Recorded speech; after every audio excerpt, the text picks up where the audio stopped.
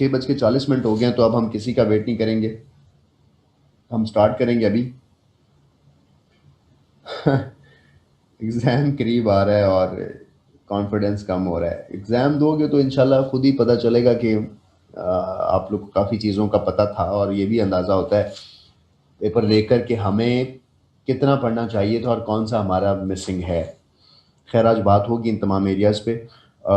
अभी हम स्टार्ट करने लगे हैं करंट अफेयर्स का पोर्शन, कि उसको कैसे कवर करना है, और करंट अफेयर का जो एरिया है उससे मुतल्लिक कुछ चीज़ों को मैं मेंशन करना शुरू करूँगा। और सबसे पहले तो ये बात कि जो करंट अफेयर्स का पेपर होता है, जो पीपीएससी आप लोगों के साथ ये कहता है कि हमने आपके पीपीएससी के जो जनरल नॉलेज के 100 मार्क्स पेपर्स हैं उसमें करंट अफेयर के क्वेश्चंस पूछने हैं, तो वो किस तरह से पूछे जाते हैं। नहीं, आज लास्ट लेक्चर नहीं होगा जी, आज most probably second last lecture है। कल का लेक्चर जो है वो हमारा लास्ट होगा। उसके अंदर मिसलिनियसली हर वो एरिया छोटा छोटा कवर होगा जो आपको नहीं पता था, और वो 10-10, 5-5 मिनट के छोटे छोटे एरियाज हैं, मैं साथ साथ कवर करवाता जाऊंगा आप लोगों को। अच्छा, अभी हम टेस्ट कब एक्सपेक्टेड है? टेस्ट पीपीएससी के होना शुरू हो चुके हैं और मुख्तलिफ पोस्ट के पेपर्स हो रहे हैं। एग्ज़ाम सेंटर्स भी खुल गए हुए हैं, पीपीएससी प्रॉपर रिजल्ट्स बना भी रहा है। आपकी जो टेंटेटिव डेट है, शायद विद इन 15 और 20 डेज़ भी आपका पेपर हो सकता है। इसलिए 20 दिन से पहले पहले एट लीस्ट अगर आप बहुत जल्दी भी कुछ करना चाहते हैं तो सिर्फ ये कर लीजिए कि जो पास पेपर्स हैं वो सारे अच्छे से कर चुके हों आप, और जो भी मटेरियल नोट्स आपके पास हैं उनको अच्छे से गो थ्रू कर चुके हों आप। That's it. कुछ चीज़ों का जिक्र मैं आज करूँगा, उन चीज़ों को भी हम साथ साथ एलेबोरेट करेंगे और देखेंगे कि वो क्या होती हैं, और उन पर बात मैं करूँगा। सबसे पहले करंट अफेयर पे हम बात कर रहे हैं। इसको देखिए कि ये क्या है, करंट अफेयर का पेपर इम्पॉर्टेंट क्यों है, या करंट अफेयर का एरिया क्या है, और क्या हमें करंट अफेयर की तैयारी करनी चाहिए। तो इन 3-4 चीज़ों पे मैं बात करूँगा, साथ साथ आपको बताऊँगा कि इन एरियाज़ का हमें फ़ायदा क्या और हम किस तरह से अपने पेपर में जा रहे होते हैं। आप सब लोगों ने अच्छा जीके तैयार किया होगा, लेकिन जैसे ही हम इस बार बच्चा कर लीजिएगा पेपर, जब हम क्लास एंड करें उसके बाद, तो जब हम अपनी क्लास जब हम अपनी तैयारी कर रहे होते हैं तो जो हमारी जनरल नॉलेज पे ग्रिप है और हमें जो उसके बारे में कॉन्सेप्चुअल अंडरस्टैंडिंग है वो बहुत अच्छी होती है। 100 नंबरी बच्चों की तरह हमें चीज़ें क्रैम भी हुई होती हैं, हमें चीज़ें याद भी हुई होती हैं। एक फिनोमिनन आपसे डिस्कस करूं कि जब आप सिर्फ पढ़ते हैं तो आप इंटरेस्ट से चीज़ों को लर्न करते हैं, उनका नॉलेज लेते हैं, और आपको इन्फॉर्मेशन गेन करना अच्छा लगता है क्योंकि उससे आपकी पर्सनैलिटी में कॉन्फिडेंस आता है। लेकिन जब तक हम किसी एमसीक्यूज़ की बुक में से एमसीक्यूज़ के लिखे हुए पेपर पे छपे हुए लफ्ज़ों को आंखों से देख नहीं लेंगे ना, हमें उस लफ्ज़ का अक्स हमारा ब्रेन याद नहीं करता है। कुछ एमसीक्यूज़ इस तरह से हैं कि जस्ट उसका आपको क्वेश्चन नज़र आएगा और उसका आंसर आपको बोलना भी नहीं आएगा। जैसे बहुत से इंटरनेशनल यूनिट्स हैं, जॉल है और किलोमीटर है, एयर है, इस तरह के यूनिट्स के नेम्स होते हैं जो आपने बोले कभी नहीं होते हैं मुंह से, लेकिन आपकी आंखों को पता होता है कि इस तरह से लिखा हुआ लफ्ज़ जो है इस तरह के सवाल का जवाब है। इसको कहते हैं एक्सपोयर ऑफ वर्ड्स। तो जितनी आप अपनी जीके की तैयारी डिस्क्रिप्टिव कर लेंगे, तैयारी को सुन के कर लेंगे, कॉन्सेप्चुअल कर लेंगे, रीडिंग से कर लेंगे, क्योंकि आपका पेपर एमसीक्यूज़ पे होना है, तो आप जब तक एमसीक्यूज़ पास पेपर्स नहीं देखोगे तो आपके 10 से 15% तैयारी एक्सपोयर ऑफ वर्ड्स के साथ होनी है। आपको वो वाला क्वेश्चन जो आपकी आंखों में बार बार आ रहा होगा, 5-6 पेपर्स में रिवाइज हो रहा होगा, हो सकता है कि उसके जवाब का कॉन्सेप्ट आपके पास ना हो सकता है उसके क्वेश्चन का कॉन्सेप्ट भी आपके पास ना हो, राइट। लेकिन आपके दिमाग ने उस चीज़ को याद कर लेना है कि अगर ये सवाल होगा इसका जवाब यही होगा। तो इस तरह के जो एमसीक्यूज़ हैं वो एरियाज़ होते हैं जो ग्रे एरियाज़ होते हैं और हम उनको आइडेंटिफाई नहीं करते हैं, और ऐसे क्वेश्चंस जो हैं वो शायद मेरी कोशिश तो ये रही कि जनरल नॉलेज के सारे पेपर्स में चीज़ों में मैं आपको वो एरियाज़ कवर करवाऊँ, लेकिन ज़ाहिर है फिर भी कुछ एरियाज़ मिसिंग होते हैं, और वो एरियाज़ हमें इस तरह से पते होते हैं। और ये बात जो मैंने अभी कही है, ये हर शख्स का जो एक्स्ट्रा टाइम वो अपनी पढ़ाई पर दे रहा है, ये वो शख्स इस बात को लर्न करेगा, इस चीज़ का वो एज लेगा। और इसका मतलब क्या है? इसका मतलब ये है, आपकी क्लास का मैं सारों का अगर एग्ज़ाम लूँ तो आप सबके मार्क्स अगर 80, 81, 82, 83 तक आ रहे हों तो 5 या 6 नंबर उस बच्चे के ज़्यादा होंगे जिसका करंट अफेयर अपडेटेड होगा, राइट। और 10 नंबर उस बच्चे के ज़्यादा होंगे जिसने पेपर को अच्छा सा करंट अफेयर की डोमेन में पढ़ा होगा। यानी हमारे पास जो करंट अफेयर का टॉपिक है या जो करंट अफेयर हमारे पास वर्ड लिखा हुआ है, इसके 2 डायरेक्शंस होती हैं। क्या कौन सी डायरेक्शंस होती हैं? 2 डायरेक्शंस। मैं आप लोगों के लिए यहाँ पर साथ साथ व्हाइट बोर्ड पे इन चीज़ों को लिख दे रहा हूँ। एक को हम कहते हैं वेरिएबल। अब जब तक ये बच्चे आते रहेंगे मैं लिख नहीं पाऊंगा क्योंकि मुझे ये लिखते हुए तंग करता है। फिर वेरिएबल और कांस्टेंट। वेरिएबल वो एमसीक्यूज होते हैं करंट अफेयर के जो चेंज होते रहते हैं, जो डायनामिक होते हैं। जैसे अगर मैं कहूँ कि आईएमएफ का जो प्रेसिडेंट है वो अगर चेंज हो जाए तो उसको हम वेरिएबल कहेंगे, लेकिन आईएमएफ जो है वो इस्टेब्लिश कब हुआ ये हमारा कांस्टेंट होगा। नवीद पास पेपर्स मेरा पुत्र मैंने शेयर कर दिए थे आप लोगों के साथ। अनिला बच्चा, आप शायद आपको आवाज़ ठीक आ रही होगी। अच्छा, मैंने नवीद पुत्र आप लोगों से शेयर किए थे इम्तियाज शाहिद के पास पेपर्स। उन पास पेपर्स में 200 प्लस पास पेपर्स हैं। ये बुक आपको मार्केट से मिल जाएगी या कोई भी और बुक जिसने पास पेपर को कलेक्ट किया हो, या इंटरनेट का कोई भी सोर्स। मैंने आपको पीडीएफ में ये वर्जन भेजा था, आप उनको डेली बेसिस पे कीजिए। 2015 से क्यों, जहां तक हैं 2010 के हैं, 2 के हैं, 1 का है, 3 का है, जो भी आपको मिले, आपको पता हो कि आपका ये सॉल्व है और आपको ये सारा आता है और उससे पहले आपने चीज़ें सारी पढ़ तो ली हैं। अब एक वर्ड मैंने बोला कि वेरिएबल और दूसरा वर्ड मैंने बोला कांस्टेंट। जो कांस्टेंट हैं वो चीज़ें कोई नहीं मिले सर। खुरम बिलाल तहसीलदार साहब को कोई नहीं मिले। खुरम बिलाल साहब, आप मिस्टर फरहान और ज़ईम से पूछिए, जो जो सब इंस्पेक्टर के बच्चे हैं, अपने सीआर से पूछें कि क्यों नहीं मिले भाई हमें। अगर आप उस ग्रुप में हैं तो फिर उस ग्रुप में तो सबको मिले हैं। तहसीलदार के बच्चों को पेपर्स नहीं मिले क्या, पास पेपर्स? ज़ईम कह रहे हैं मैंने शेयर किया था। हाँ मिले हैं। इस बेचारे बच्चे को भी बता दो कि जब ये भांग पी कर सो रहा था तो उस वक्त हमने क्लास में शेयर करवाए थे। नहीं मिले सर। हाँ लिंक मिल गया था, पेपर नहीं मिले थे जी। ऑलराइट, मिल गए हैं, बस वापस आओ। कांस्टेंट का मतलब ये होगा कि ऐसी एमसीक्यूज जो डेफिनेट हैं, जिन जो चेंज नहीं होने हैं, वो वहीं रहेंगे। जैसे एडीबी, एफबीआई, आईबी का इदारा कब मार्ज़ वजूद में आया, तो वो तो डेट चेंज नहीं होगी ना। हाँ, उसका मौजूदा जो हेड ऑफ स्टेट है या उसका मौजूदा जो हेड है या जो उसका मौजूदा सीईओ है, उसका नेम चेंज होगा, तो दिस इज कॉल्ड वेरिएबल।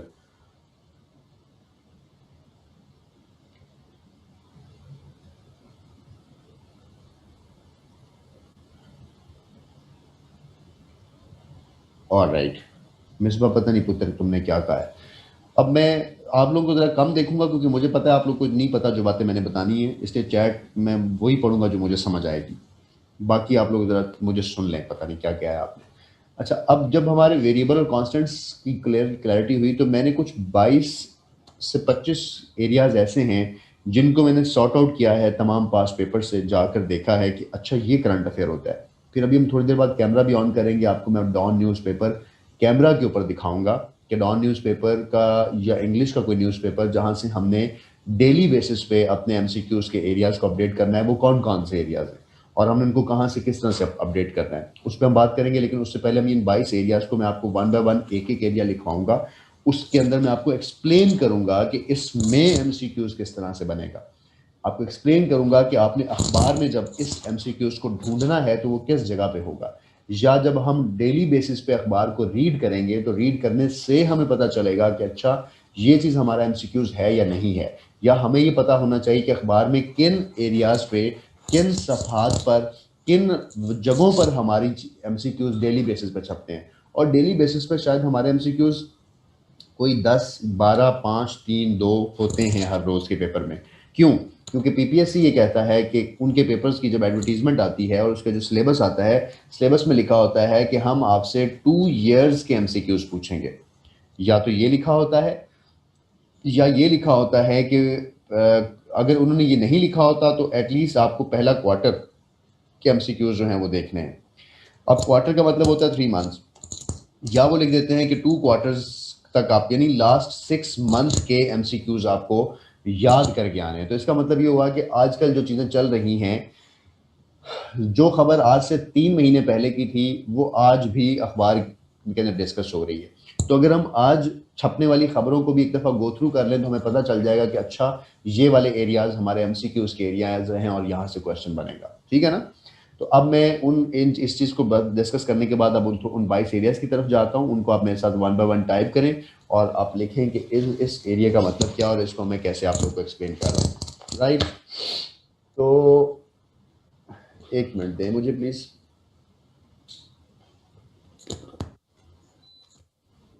चलिए जी। पहला एरिया है हमारा, क्यों यार ये बच्चे तंग कर रहे हैं मुझे, हेड क्वार्टर्स चाहिए। तो ये है कि इसके बाद मीटिंग ही लॉक कर दें।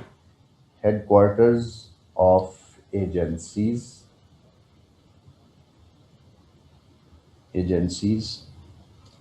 ऑर्गेनाइजेशंस, ठीक है। अब ये जो मैंने जी मैं चैट ऑफ कर देता हूँ, आप बस मुझे सुने, मैं कोशिश करूँगा कि रेलिवेंट ही रहूँ, अभी इस पर जल्दी ख़त्म करूँ क्योंकि इट टेक्स टाइम। अच्छा, हेडक्वार्टर्स एंड एजेंसीज और ऑर्गेनाइजेशंस में किस तरह के एमसीक्यूज आते हैं और ये बात क्या है।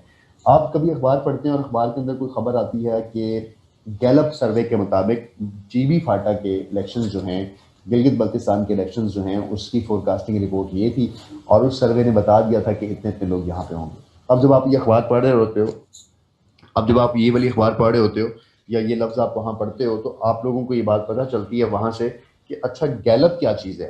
गैलप एक ऑर्गेनाइजेशन है जो ये काम करती है कि जो किसी भी इशू के ऊपर, एक पॉलिटिकल इशू के ऊपर या किसी अवामी इशू के ऊपर वो कोई रिसर्च कंडक्ट करती है। गैलप कहाँ है, कहाँ से बिलोंग करती है, गैलप का हेड क्वार्टर कहाँ है, गैलप कब बनी थी, गैलप पाकिस्तान में कहाँ से ऑपरेट हो रही है। एक तो ये 5 एमसीक्यूज। ये क्यों पूछेगा, वो इसलिए पूछेगा कि जब आप अखबार उठाएंगे तो वहाँ लिखा होगा ट्रांसपेरेंसी इंटरनेशनल ने ये कहा है कि पाकिस्तान का करप्शन का जो इंडेक्स है या करप्शन की जो रैंकिंग है वो ये है। तो रैंकिंग 141वें नंबर पे पाकिस्तान अगर है करप्शन में, लेकिन ट्रांसपेरेंसी इंटरनेशनल का हेडक्वार्टर कहाँ है। अगर आप उससे देखें कि ग्रीन पीस इंटरनेशनल एक ऑर्गेनाइजेशन है, ग्रीन पीस इंटरनेशनल, उसने कहा कि फलाना मुल्क जो है वो हैप्पीएस्ट कंट्री है, फलाना मुल्क जो है वो कोई सर्वे जारी किया या कोई रैंक जारी किया उन ऑर्गेनाइजेशन ने। आपने कभी अखबार पढ़ते हुए नाम सुना होगा फाफन का, कि फाफन एक ऑर्गेनाइजेशन है और फाफन ने फ्री फेयर इलेक्शन जो नेटवर्क है इन पाकिस्तान उसको वो डील करते हैं। तो हमें इन ऑर्गेनाइजेशंस के एब्रीवेशंस, इन ऑर्गेनाइजेशंस के हेडक्वार्टर्स, इनके इन इन एजेंसीज के मामला का हमें पता होना चाहिए। क्यों? क्योंकि अगर आप पास पेपर्स निकालें तो उन पास पेपर्स में आप कहेंगे कि यार ये कोई सवाल था कि उसने ट्रांसपेरेंसी इंटरनेशनल के बारे में पूछ लिया कि वो कहाँ से बिलोंग करती है। उसका जवाब ये है कि जब आप अखबार पढ़ोगे तो उसमें कोई भी एजेंसी, कोई भी ऐसी ऐसी खबर जिसमें किसी एजेंसी का जिक्र हुआ है, आपको ज़रूर पता होना चाहिए कि क्योंकि उसने ट्रांसपेरेंसी इंटरनेशनल पूछा ही इसलिए है कि वो डिस्कशन में रही है पिछले दिनों अखबार के अंदर, राइट। तो आपके पास बहुत सारी एजेंसीज हैं, तो बहुत सारी एजेंसीज को इकट्ठा याद करने से करंट अफेयर सॉल्व नहीं होता है। हमें जब अखबार पढ़े होते हैं तो आज के बाद जब आप मेरे इस लेक्चर के बाद अखबार पढ़ेंगे तो आपका अखबार पढ़ने का नज़रिया बदल चुका होगा। आप अखबार के अंदर कुछ ही और तरह से चीज़ों को पढ़ रहे होंगे, आपको चीज़ें और तरह से आसानी से याद हो रही होंगी। तो जब हम आज के बाद अखबार में किसी ऑर्गेनाइजेशन का नाम या उससे मुंसलिक कोई खबर पढ़ेंगे तो हमारा पहला जो फ़िल्टर है हमारी आंखों पे ये लग जाना चाहिए कि यार ये चीज़ तो मेरे पेपर में आ सकती है कि कौन सी ऑर्गेनाइजेशन है। आप लोगों ने क्या करना है कि अपने रजिस्टर के आखिरी 10 सफ़े आपने करंट अफेयर का नाम लिखकर छोड़ देने हैं और उन 10 सफ़ों के ऊपर आपने जब अखबार पढ़नी है तो जो 22 एरियाज़ मैंने लिखवाए हैं, इन 22 में से अगर किसी एरिया में से कोई चीज़ आपको सामने नज़र आती है तो आपने एक लाइन में वो चीज़ वहाँ नोट कर लेनी है और यही उस दिन का एमसीक्यूज़ होगा और यही एमसीक्यूज़ आपका करंट अफेयर का एमसीक्यूज़ होगा और यही आगे जाके आ रहा होगा। अब किस किस तरह की ऑर्गेनाइजेशन आती हैं, जब हम अखबार पढ़ेंगे तो पहले सफ़े पे हमें 3 ऑर्गेनाइजेशन का नाम नज़र आ जाएगा, चौथे पे नज़र आ जाएगा, 2 दिन बाद वो दोबारा से नज़र आ जाएगा, 5 दिन बाद वो दोबारा से आंखों के सामने आ जाएगा। तो 15-20 दिन बाद हमें उसको याद करने की जरूरत पेश नहीं आएगी। हम जब उसको पढ़ रहे होंगे तो हमारे दिमाग में बिल्कुल ऐसे ही होगा कि परवीन हमारी फलानी नुक्कर में रहती है, रिदा हमारी गलियां 2 छोड़ के आगे रहती है, फलानी जो है वो तांगे पे जाती है, फलानी रक्शे पे जाती है। तो जैसे हमें ये चीज़ें याद हो जाती हैं ना, बिल्कुल ऐसे ही हमें ये बातें याद हो जाएंगी जब हम अखबार को डेली बेसिस पे पढ़ रहे होंगे। बस पहली दफ़ा हमें याद रखना होगा कि किस गली से जाना है और किस चीज़ को हमने याद रखना और उसको क्यों याद रखना है।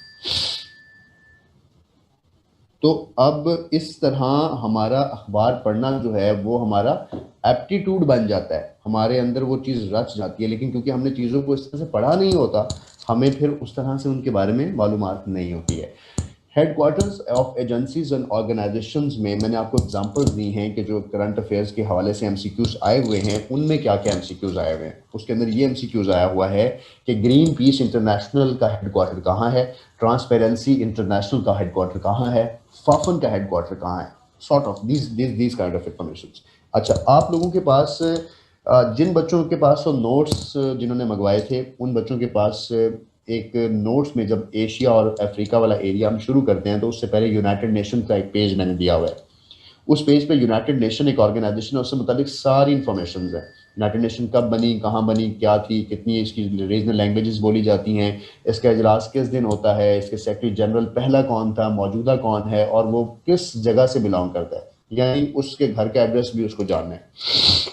तो उस यूएन ऑर्गेनाइजेशन के पेज के बाद अगले पेज के ऊपर को 15 से 20 ऑर्गेनाइजेशंस मैंने लिख दी हुई हैं, जिसके अंदर कांस्टेंट इंफॉर्मेशन मैंने आपको दे दी हैं। क्या कि वो ऑर्गेनाइजेशन G7 है, G8 है, राइट, उसके बाद यूरोपीय यूनियन है, एडीबी एशियन डेवलपमेंट बैंक है, IMF है, डब्ल्यू बैंक है। तो ये सारे ऑर्गेनाइजेशंस के नेम्स आपको कॉन्स्टेंटली आने चाहिए, और इनके इनके हेड्स, किसी जगह का हेड का नाम प्रेसिडेंट होगा, किसी का नाम CEO होगा, किसी का नाम जनरल सेक्रेटरी होगा, तो मुख्तलिफ हेड्स के नेम्स होंगे। तो आपने लेड पेंसिल से उन्हीं पेजेस के ऊपर उनके नाम नेट से सर्च करके आपने अपडेट कर लेने हैं, और नेट से जब आपने सर्च करना है तो आपने ऑफिशियल वेबसाइट से इनके नेम्स अपने पास एक दफ़ा अलाइन कर लेने, क्योंकि जब आप पेपर के लिए जा रहे होते हैं तो इतना टाइम नहीं होता कि आप इंटरनेट को सर्च करें। ये टाइम आपके पास आजकल ही है कि आप एक दिन ऑर्गेनाइजेशन के तमाम एरियाज को अपडेट कर लें विद करंट अफेयर्स, राइट। सो अगर हम अखबार उसके बाद डेली पढ़ेंगे तो आपको पता होगा, अखबार में खबर लगी होगी कि एशियन डेवलपमेंट बैंक का प्रेसिडेंट चेंज हो गया है। फिर आप क्या करोगे, फिर आप उठाओगे और उसको बैठ के अपने उसी नोट्स की जगह पे चेंज कर लोगे। मिसबा बेटा उधर बात करें, एडमिनिस्ट्रेशन आपको इस चीज़ का सोल्यूशन देगी। अगर किसी बच्चे के पास वो नोट्स नहीं हैं तो आप लोग के पास who is who, what is what, या कारवां की बुक, या कोई भी आपके पास जीके की बुक है, तो उस बुक के अंदर ये एरिया होगा जहाँ पे यूएनओ के बारे में इंफॉर्मेशन होंगी, यहाँ पे कुछ ऑर्गेनाइजेशंस के बारे में बात की गई होगी। तो आपने उन तमाम के हेडक्वार्टर्स, एजेंसीज, अब एक वर्ड है इसमें एजेंसीज का, ऑर्गेनाइजेशंस में ही सब कुछ कवर हो गया, बैंक्स भी। और ये एजेंसीज का मतलब है कि पाकिस्तान की एजेंसी ISI है, इंडिया की रॉ है, मोसाद जो है वो इसराइल की है, FBI जो है वो US की है, फिर MI6 जो है, उसके बाद KBG जो है वो रशिया की है। तो ये एजेंसीज कब कब बनी थी, किन किन मुल्क से इनका ये बिलोंग करती हैं, ऑल आर। हाँ जी, मेरे notes mostly mostly are updated, लेकिन पहले तो मुझे ये बताओ कि किंजा तुम इस बैच में क्या कर रही हो, GK ऑनलाइन 3 में। GK ऑनलाइन 3 की तो क्लास ही नहीं है आज। तो पहले खैर वापस मुझे, अब मैं इन बातों से कंसर्न नहीं हूँ फिलहाल, ये कोऑर्डिनेटर्स कंसर्न है जो आपकी बैठे क्लासेस ले रहे हैं। मेरा यहाँ सवाल ये है, लेकिन किसी को निकालना मत यार, गलती से नेम चेंज हो गया है, किसी और नाम से बैठे पढ़ रहे हैं क्लास। लेकिन एनीवे, अभी मैं अपनी रूटीन पे आ रहा हूँ। आपने इन एजेंसीज के बारे में भी आपने इंफॉर्मेशन रखनी है। अगर आप क्लास पेपर उठा के देखें तो ये सवाल आया हुआ है कि IB MI6 ने या फलानी एजेंसी कब बनी थी, कब इस्टेब्लिश हुई थी। खैर, एजेंसीज हेडक्वार्टर्स के ऊपर पहला एरिया आप लोगों को मैं भी आइडेंटिफाई भी करूँगा कि इनके मुतालिक पेपर के अंदर इंफॉर्मेशन कहाँ से आती है। उसके बाद हमारे पास एक और एरिया है जिस पे हम रिसर्च करते हैं और जिसको हम करंट अफेयर में डालते हैं सेकंड नंबर पर। उसके लिए मैं वर्ड बोल रहा हूँ, न्यूज़ एजेंसीज। अब न्यूज़ एजेंसीज जो हैं वो नेशनल भी होती हैं और इंटरनेशनल भी होती हैं। बहुत मज़े की बात है कि जब आप अखबार पढ़ते हैं तो आप शायद पहले इस चीज़ को बॉदर भी ना करते हो कि जब कभी किसी खबर को पढ़ रहे होते हैं तो उसके शुरू के अंदर लिखा होता है इस्लामाबाद, कराची, और साथ में स्लैश लगी होती है और एक नुमाइंदे का नाम लिखा हुआ होता है। तो ये जब आप जंग न्यूज़, दुनिया न्यूज़, या ख़बरें, या औसाफ, या नवाए वक्त में से कोई अखबार सामने रखते हैं तो आपको पता लगता है कि ये खबर है कि फ़लाँ मुल्क ने फ़लाँ पे हमला कर दिया। उसके खबर शुरू होने से पहले एक ब्रैकेट में कुछ लिखा गया होता है। वहाँ पर अगर आप इंग्लिश न्यूज़पेपर पढ़ें तो लिखा होगा कि इरना स्लैश नेशनल न्यूज़, आगे कॉमा बंद और आगे खबर शुरू हो जाएगी। जो IRNA है, इरना, ये क्या है? तो ये एक न्यूज़ एजेंसी है ईरान की जिसने कोई खबर ली होगी और पाकिस्तान न्यूज़पेपर ने वहाँ से खबर उठा के यहाँ लगा दी। जैसे अगर अगर यूनाइटेड स्टेट्स में कोई खबर लगे तो वो यूं लगेगी, जंग न्यूज़पेपर पाकिस्तान ब्रैकेट, और आगे उन्हें आप खबर दे देंगे कि ये जंग न्यूज़पेपर से हमने उठाई है पाकिस्तान में। तो जंग तो पाकिस्तान के आपको पता है। अब ये है न्यूज़पेपर का नाम, इस तरह से न्यूज़पेपर जहाँ से छपते हैं उनके कोई नेम्स होते हैं, कुछ कुछ ममालिक की एजेंसीज के नाम मुख्तलिफ हैं। तो न्यूज़ एजेंसीज के नेम्स आपको अखबारों में, जो न्यूज़ एजेंसीज जिन न्यूज़ एजेंसी से खबर अखबारें ले रहे होते हैं आजकल, उनके नेम्स आपके एमसीक्यूज में वो डालते हैं। तो आपको ये बात नहीं पता होती कि आप न्यूज़ एजेंसीज को क्यों याद कर रहे हैं। आपने वो न्यूज़ एजेंसीज याद की होती हैं जो आपके पास कॉन्स्टेंट में लिखी हुई होंगी, आपने वो न्यूज़ एजेंसीज याद की होंगी जो आपके पास नोट्स में मौजूद हैं। लेकिन यस, बीबीसी भी आ सकता है, लेकिन कभी कभी कोई ऐसी न्यूज़ एजेंसी भी खबर देती है या हमारे मुकामी अखबार खबर उन न्यूज़ एजेंसी से उठाते हैं और वो हमारे अखबारों की जीनत बनी हुई होती है। और जब आपका करंट अफेयर का पेपर में एमसीक्यूज बनाने होते हैं तो वो करंट अफेयर के अखबारों से इन चीज़ों को देख रहे होते हैं और उनकी आंखें इन जगहों पे होती हैं और वहाँ से वो उस टाइम जो नाम आया होता है वो लिख लेते हैं। अब जब आप कोई भी खबर पढ़ेंगे तो आपने क्या करना है, आपने सिर्फ उस वक्त देखना है कि अगर किसी एजेंसी का नाम लिखा गया और लिखा होगा कि according to IRNA this news happened, और ये कुछ हुआ, right, according to yes APP, या कुछ भी इस तरह के नेम्स आपको नजर आएंगे अखबारों के अंदर। और अब आपकी नजरें इन पर रुकेंगी क्योंकि ये आपका सवाल है। यहाँ पे आप पढ़ोगे तो आपको इनका एब्रीवेशन आना चाहिए, ये पता होना चाहिए न्यूज़ एजेंसी कहाँ से बिलोंग करती है। दो तरह की न्यूज़ एजेंसीज आप नोट करेंगे, पाकिस्तान की न्यूज़ एजेंसीज जिनको हम नेशनल न्यूज़ एजेंसीज कहते हैं, एक इंटरनेशनल न्यूज़ एजेंसीज होती हैं और आपके अखबारों के अंदर ये लिखी हुई होती है। तो हमने न्यूज़ एजेंसीज को कॉन्स्टेंटली में तो याद करना ही होता है कि फ़लाँ मुल्क की फ़लाँ एजेंसी, फ़लाँ मुल्क की फ़लाँ एजेंसी, लेकिन करंट अफेयर में हमने उस न्यूज़ एजेंसी को ज़रूर देखना होता है जो हमारे कॉन्स्टेंट में नहीं लिखी हुई, और हमने उसको उठाकर अपने कॉन्स्टेंट का हिस्सा बनाना होता है और हमने इसको डेली बेसिस पे देखना होता है। तो आपको भी ये बात आज पता चलेगी उस बच्चों को पहली दफ़ा कि अच्छा, तो ये जो खबर हम पढ़ रहे हैं ये पाकिस्तान ने नहीं दी बल्कि फलां मुल्क के न्यूज़पेपर से उठाई है। तो ये बात आपको याद आ जाएगी ना कि वो जो परवीन उस गली में रहती है ये उसकी बात हो रही है, तो इरना जो है वो ईरान की बात हो रही है, तो जो एपीपी है फलां मुल्क की बात हो रही है। तो आपको इस तरह से आपका एप्टीट्यूड डेवलप हो जाएगा और आपको ये चीज़ें याद रखने की जरूरत नहीं होगी। फिर चैनल्स भी आते हैं, न्यूज़पेपर्स भी आते हैं। नवीद, जब मैं अपना सारा भाषण दे लूँगा ना कि ये 22 एरियाज में सवाल आते हैं, उसके बाद कुछ ऐसे एरियाज भी बता दूंगा जहाँ से डेली बेसिस पे अपडेट्स आपको मिलती रहेंगी, और वो आप लोगों को सारों को पहले से ही पता है। और इन न्यूज़पेपर से आप लोग जो भागना चाहते हैं वो बेसिकली 5 से 10 नंबर्स लेना नहीं चाहते एक्स्ट्रा, क्योंकि आप डिपेंड करेंगे कांस्टेंट मटेरियल पर। वेरिएबल में जो बच्चा खेलेगा, आगे जाके मैं कुछ एरियाज बताने वाला हूँ कि जो आपके कांस्टेंट के जवाब वहीं से बना रहा होता है न्यूज़ से। जिस बच्चे ने न्यूज़ को मिस किया वो कंपटीशन से बाहर हो गया। अगर आपने किसी शख्स से लड़ने का मुकाबला करने के लिए जाना है, किसी रिंग में उतरना है, किसी स्टेज पर आपने उसका मुकाबला करना है, तो अगर उसके पास तलवार है तो आपके पास भी तलवार होनी चाहिए।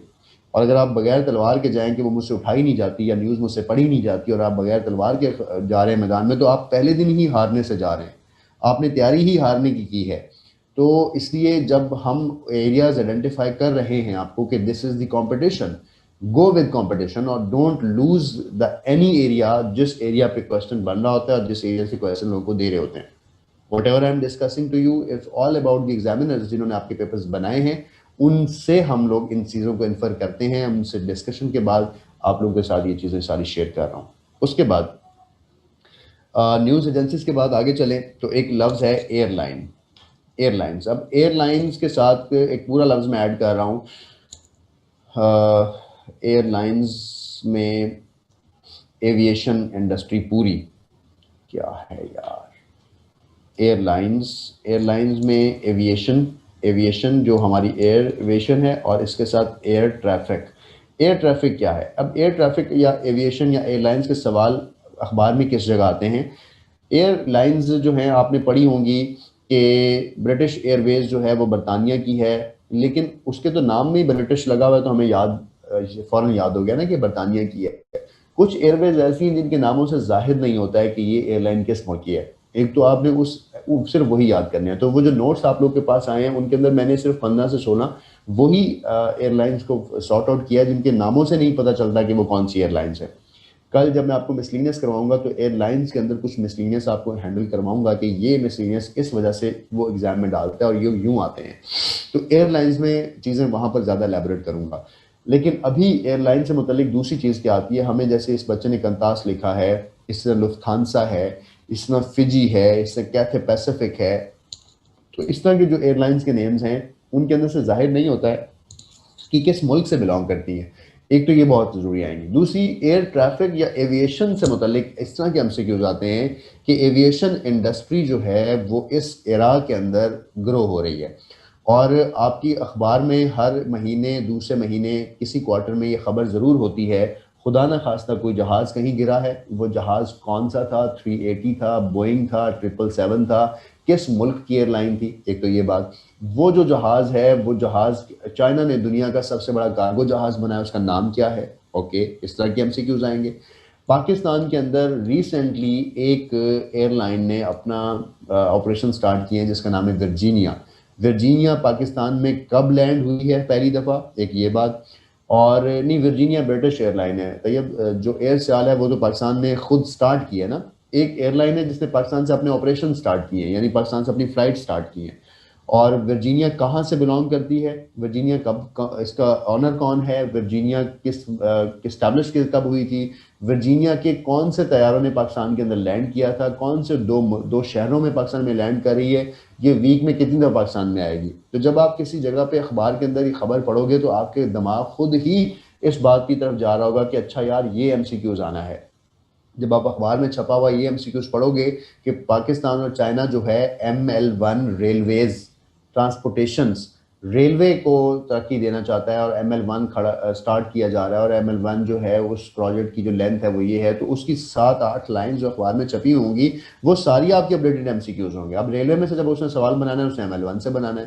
रादर के आप पेपर की रात बैठकर करंट अफेयर देखो या किसी ऐसी वेबसाइट से चीज़ें देखो जिसने कुछ चीज़ें छोड़ दी हो, राइट। सो हाँ जी, वर्जीनिया एक स्टेट का नाम भी है, और एक वर्जिन एयरलाइन है शायद, या पता नहीं वर्जीनिया एयरलाइन है, आई एम नॉट श्योर कि NIA है या NIN ही है, सिर्फ उसको चेक कर लीजिएगा। पाकिस्तान में उसने इसी मंथ उसके ऑपरेशन स्टार्ट हुआ है फर्स्ट टाइम।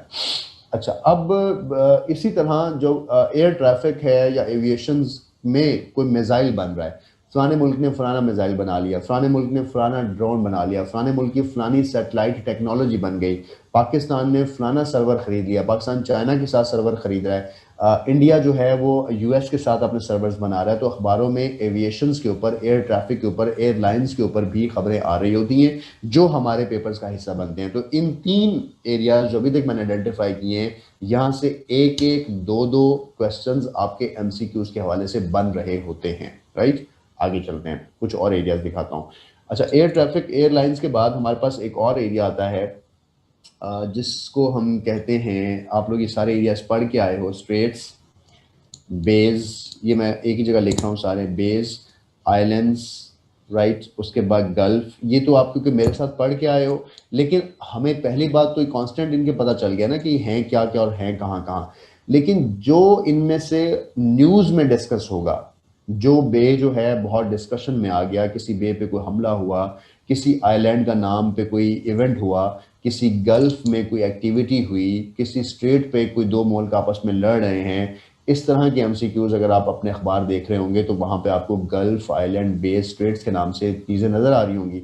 और वहाँ पर अज़रबैजान और जो आर्मीनिया की जंग के हवाले से जो गल्फ, स्ट्रेट, सीज और इन इन पहाड़ियों का जिक्र हो रहा है, वही तो आपके MCQs में से उसने देना है। तो उसके पास ईजी एरिया, और GK मीन्स एवरीथिंग, यानी वो ये जरूरी नहीं है कि वो उसको करंट अफेयर से रिलेट करे, लेकिन अगर अगर जो चीज़ आपके करंट अफेयर में आ रही है आपके GK में से, उसका करंट पोर्शन तो वो पूछने का पाबंद है ही है, लेकिन वो उसको एज अ GK भी तो आपसे पूछ सकता है, राइट। तो आपके जो हमारे एरियाज हैं, स्ट्रेट, बेज, आइलैंड, गल्फ, और जितना ज्योग्राफी हम पीछे पढ़ के आए हैं या अभी तक जो GK आपने पढ़ा है, उस सारे को आपने अपडेट करना है। कभी कभी ऐसा होता है किसी समंदर में कोई नया आइलैंड निकल आता है, उस आइलैंड के ऊपर सवाल नहीं किया जाता, उस समंदर के ऊपर सवाल कर लिया जाता है। उसके नज़दीक किसी मुल्क की डिस्कशन हो रही है, उसका कंट्री, उसका कैपिटल पूछ लिया जाता है, क्योंकि वो अखबार की नज़र बन रहे होते हैं, आपके MCQs जो हैं वो वहाँ से ले रहे होते हैं।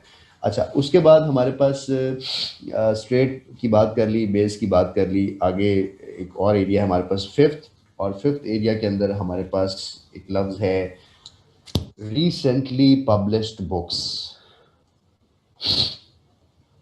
अब रिसेंटली पब्लिश बुक्स का ताल्लुक 100% किसी न्यूज़पेपर से है और कहीं से आपको नहीं मिलेगा।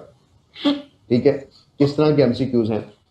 अब कभी भी आप अखबार पढ़ोगे तो आपको उस अखबार में उस महीने कोई ऐसी बुक का जिक्र मिलेगा जैसे जो किसी मुल्क के प्रेसिडेंट ने लिखी है, जो किसी पर्सनालिटी ने लिखी है, जो किसी सेलिब्रिटी ने लिखी है, या ऐसी बुक जिसके ऊपर डिबेट हुई हो। आपको याद है कि farmer ISI chief of Pakistan जो थे, उन्होंने क्रॉनिकल्स के नाम से एक बुक लिखी थी, दल्लत जो है इंडियन आर्मी चीफ उसके साथ मिलकर। तो क्या नाम है उसका, दुरानी, असद दुरानी की बुक, यस।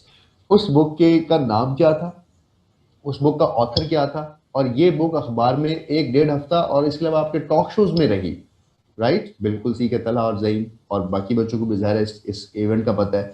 मैं कहना ही चाह रहा हूँ कि अब आपके ये इवेंट्स जो हैं, आपके आपके कान खड़े करने चाहिए इन इवेंट्स को कि भाई ये जो चीज़ मुझे याद करनी है। आप लोग को ये बात याद है कि शाहिद अफरीदी ने एक बुक लिखी है, उस बुक का टाइटल क्या है? तो आपको 4 टाइटल देगा, लेकिन अगर आपने उस बुक को छपने के बाद उसका टाइटल नहीं याद किया, उसका ऑथर राइटर नहीं देखा, उस बुक के पेजेस को नहीं देखा, उसका बुक का रिव्यू नहीं देखा, और ये सारी बातें किसी एक खबर में 5 लाइंस में सब कुछ थी।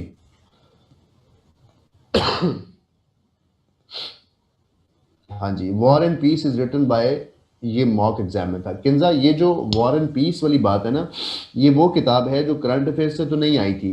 ये हमारा जो बुक्स वाला एमसीक्यूज होते हैं ये वहाँ से आती है। राइट, और जो रिसेंटली पब्लिश बुक्स हैं, जब हम रिसेंटली पब्लिश बुक्स में किसी बुक की डिस्कशन करते हैं और उसकी डिस्कशन में कोई भी पास्ट की बुक डिस्कस हो जाए या कोई पास्ट इवेंट रिलेट कर जाए, तो मोस्टली उन तरह की बुक्स को वो आंसर्स में डाल रहा होता है। राइट, तो अब ओबामा ने 2009 में एक बुक लिखी थी, उसका नाम था ओबामाज वॉर।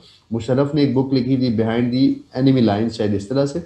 अच्छा, मलाला ने एक बुक लिखी है आई एम मलाला। तो इस तरह से ये जो वर्ड्स हैं सारे के सारे आपके रिसेंट पब्लिक। अब मैं दो बातें मिक्स कर रहे हो आप लोग। अब जैसे बच्चे लिख रहे हैं टूवर्ड्स पाकिस्तान या अल तफसीर, ये वो किताबें हैं जो पुरानी बुक्स हैं या जो लिख चुकी। Leo Tolstoy was Russian scholar और उसकी डेथ हो चुकी। मैं बात कर रहा हूँ रिसेंटली पब्लिश बुक्स के, आजकल क्या पब्लिश हुआ। राइट, या कोई पुरानी बुक माजी की लिखी हुई अखबार में डिस्कस हो रही। तो आपने अखबार पढ़ते वक्त उनके अंदर ये पेजेस आते हैं, उनके अंदर ये न्यूज़ आती हैं कि फ़लानी बुक फ़लाँ बंदे की पब्लिश हो गई है और उसकी इनऑगरेटेड जो सेरेमनी थी वो फ़लाँ जगह पे हुई है। तो आपकी ये चीज़ें सारी जो हैं वो it comes in the areas. और यूजुअली हर साल कोई करेक्टर, कोई सेलिब्रिटी, कोई प्रेसिडेंट, कोई प्राइम मिनिस्टर, कोई शख्स जो किसी बड़ी ओहदे पे रहा हो, वो अपनी ज़िंदगी का एक्सपीरियंस शेयर करने के लिए लोगों के लिए किताब लिख के जाता है। इसलिए पीपल जो हैं वो इस पे काफ़ी एक्टिव होते हैं। यहाँ पर एक चीज़ और बुक्स के साथ में एक वर्ड ऐड कर रहा हूँ, लिटरेचर। लिटरेचर मीन्स कि आपकी जो किताब है उसके अलावा कोई भी ऐसी चीज़ जो डिबेट में आई हो। और उन दिनों हाँ बायोग्राफीज भी हो सकती हैं, जैसे कुछ डॉक्यूमेंट्रीज हैं जो पाकिस्तान पर बनी हैं या कोई अफगान वॉर पे बनी है, और आपको ये बात घर बैठे तो नहीं पता चलेगी क्योंकि आप अपडेट तो नहीं हो।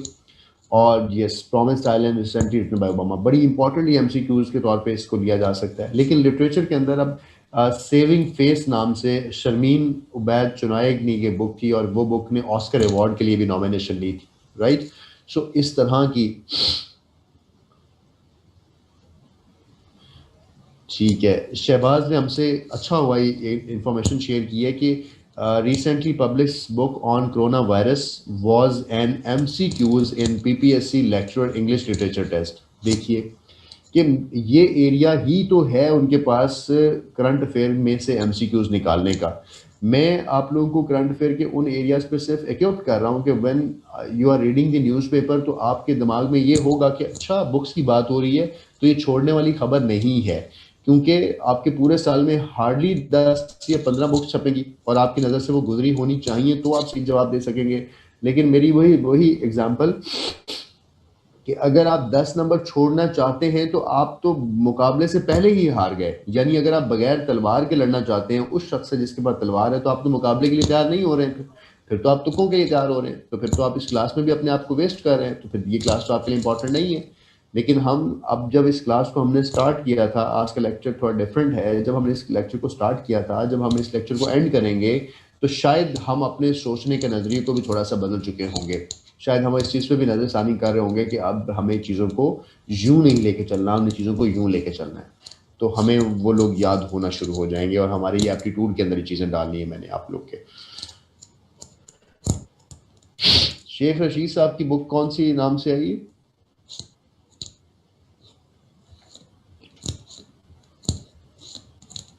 बुक का तो पता नहीं है, बाकी चीज़ें तो आई हैं, लेकिन बुक भी आई होगी। अच्छा, उसके बाद ठीक है, जो कोई किसी लाल हवेली से अक़वाम मुत्तहिदा तक, all right all right all right, ठीक ठीक ठीक ठीक। अच्छा, बस हंसते रहो चुपचाप। अच्छा, अब ये देखो, एक और हमारे पास एरिया है जिसको कहते हैं नोबेल पीस प्राइज। अब ये क्यों हमारे एमसीक्यूज की जान नहीं छोड़ता हर साल और हर एमसीक्यूज के अंदर? इस वजह से कि नोबेल पीस प्राइज का जो इवेंट है वो दुनिया में हर साल होता है। अच्छा, जब ये दुनिया में हर साल होता है तो ये क्वार्टर में हो या किसी 6 मंथ के एमसीक्यूज में हो या 2 years के एमसीक्यूज में हो, तो एक एमसीक्यूज वो यहाँ से बनाता है, वो ये एमसीक्यूज बनाता है कि इस साल के जो नोबेल पीस प्राइज मिले हैं वो किस किस को किस किस कैटेगरी में मिले हैं। एक तो ये सवाल बनाता है। दूसरा सवाल ये बना सकता है कि जो नोबेल पीस प्राइज थी, इस कैटेगरी के लिए नॉमिनेशंस कौन कौन सी थी। किसी दौर में ऑर्गेनाइजेशन भी कोई नॉमिनेशन में चली जाती है, कभी कोई पर्सनैलिटी भी नॉमिनेशन में चली जाती है, राइट। तो कभी कोई ऑर्गेनाइजेशन पूरी की पूरी, कोई इलाका पूरे का पूरा भी नॉमिनेशन में चला जाता है, तो कभी कभी अनहोनी चीज़ भी नॉमिनेशन में चली जाती है और वो चीज़ आपके न्यूज़ बनती है। ठीक हो गया, बहुत शुक्रिया, थैंक यू। अच्छा, अब हम जाएं ठीक है, हम अगर अब इस तरफ जाएं नोबेल पीस प्राइज के ऊपर, तो उसने एक साल ऐसा सवाल दिया, यानी एक पेपर, पास पेपर्स वगैरह आप रिव्यू करें तो उसने ये सवाल दे दिया, जैसे मैं अभी थोड़ी देर पहले कह रहा था कि वो लाजमी नहीं है कि वो उसका करंट अफेयर बनाए, वो अखबार में छपने वाली उस चीज़ पे कांस्टेंट सवाल भी पूछ सकता है। यानी उसने ये पूछ लिया कि हु वाज द नोबेल, और नोबेल स्टार्ट कब से हुआ, ठीक है, और इसकी कैटेगरीज कितनी थी, तो वो उसके उन एरियाज में भी चला जाता है जो छपे नहीं लिए होते। तो नोबेल पीस प्राइज पे बात क्यों हो रही है? क्योंकि हर साल इस पर बात होती है, हर साल अखबार में आता है। तुम लोग अखबार के टुकड़े उठाकर पढ़ो, तुम्हें पता चले कि जब नोबेल पीस प्राइज इनाम अनाउंस होने होते हैं तो उससे 2 महीने पहले ही डिबेट होना शुरू हो जाती है, तो अखबार में तो आ गया, ठीक है। और अगर जब जिन दिनों ये हो रहे होते हैं उन दिनों बहुत डिबेट हो रही होती है, और जब ये हो जाते हैं तो 2 महीने तक फिर टाँटा टाँटा होती रहती है। तो इस सूरत हाल के अंदर हमें अपने जो ये वाला एरिया है 6 नंबर पर, यहाँ से हमें एक सवाल को लाजमी तौर पर कैच करना है। उसके बाद हमारे पास एक और एरिया है जिसको हम कह रहे हैं प्रेसिडेंट्स, उसके बाद पीएम्स, प्राइम मिनिस्टर्स, उसके बाद मिनिस्टर्स, मिनिस्टर्स के बाद सीईओज, सीईओज के बाद हेड्स। किसी भी मुल्क के प्रेसिडेंट्स के नेम्स, उनके प्राइम मिनिस्टर्स के नेम्स, उनके फॉरेन मिनिस्टर्स के नाम, किसी ऑर्गेनाइजेशन का सीईओ का नाम और हेड्स के नेम, ये आपके आते हैं। कैसे आते हैं और इनको कैसे याद करना है? अखबार के अंदर आपके जो 4-5 नेबर कंट्रीज़ हैं उनके नाम तो ज़रूर आपको आने चाहिए। कौन कौन से? ईरान है, चाइना है, पाकिस्तान है, इंडिया है, अफगानिस्तान है। इन सब के प्रेसिडेंट्स के नाम आपको आने चाहिए, इन सब के फॉरेन मिनिस्टर्स के नाम आपको आने चाहिए। एक तो ये बात। दूसरी बात कि आपका प्राइम मिनिस्टर कौन है, उसके बाद बाकी ममालिक के प्राइम मिनिस्टर्स कौन है। और मलेशिया का पाकिस्तान में विजिट हुआ, अखबार ने बताया। रशिया के प्राइम मिनिस्टर प्रेसिडेंट ने पाकिस्तान विजिट किया, अखबार ने बताया। आज़रबाईजान का प्रेसिडेंट विजिट करना चाहता है, उसने बताया। ताजिकिस्तान आप जाना चाहते हैं, अखबार ने बताया। तो जिस जिस मुल्क की नाम आपके पाकिस्तान से मुंसलिक होकर खबरों की जीनत बन रहे हैं, उस मुल्क की करेंसी क्या है, उस मुल्क का कैपिटल क्या है, उस मुल्क के प्राइम मिनिस्टर का नाम क्या है, उसके फॉरेन मिनिस्टर का नाम क्या है, अखबार में क्या चीज़ छपी।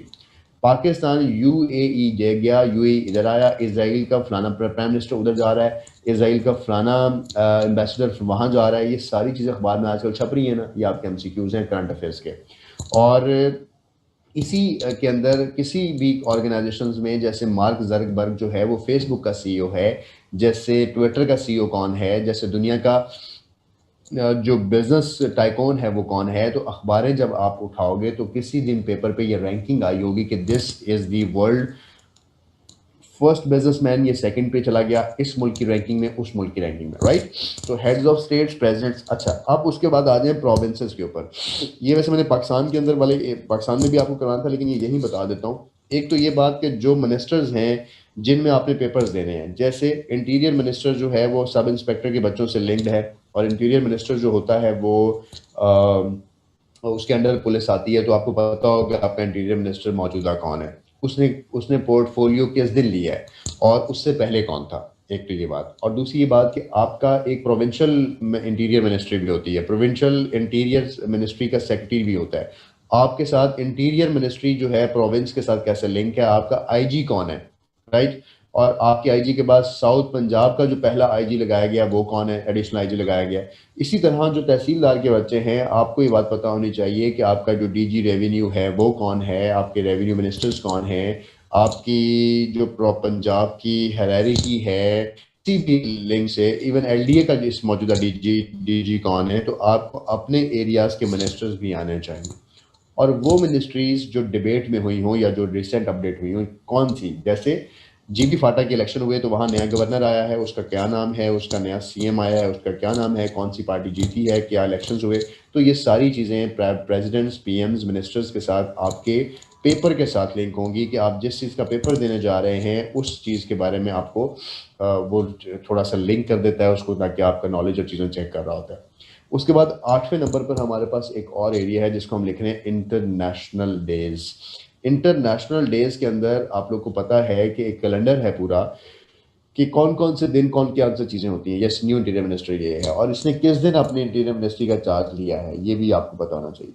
पीडीएम आजकल एक पार्टी है, पाकिस्तान डेमोक्रेटिक मूवमेंट। अब ये बार बार खबरों में आ रही है, और आप पीडीएम पीडीएम कर रहे होते हैं तो सिर्फ एमसीक्यूज ये आ जाएगा, पीडीएम स्टैंड्स फॉर, नीचे 4 ऑप्शंस दी होंगी आपको। अगर आपने इस एब्रिवेशन को नहीं क्लियर किया होगा तो आप इसका जवाब मूवमेंट की जगह कुछ और मोमेंटम दे सकते हैं या कुछ और वो लिख सकते हैं, तो आप उस पर कंफ्यूज होते हैं। अच्छा, अब इंटरनेशनल डेज के अंदर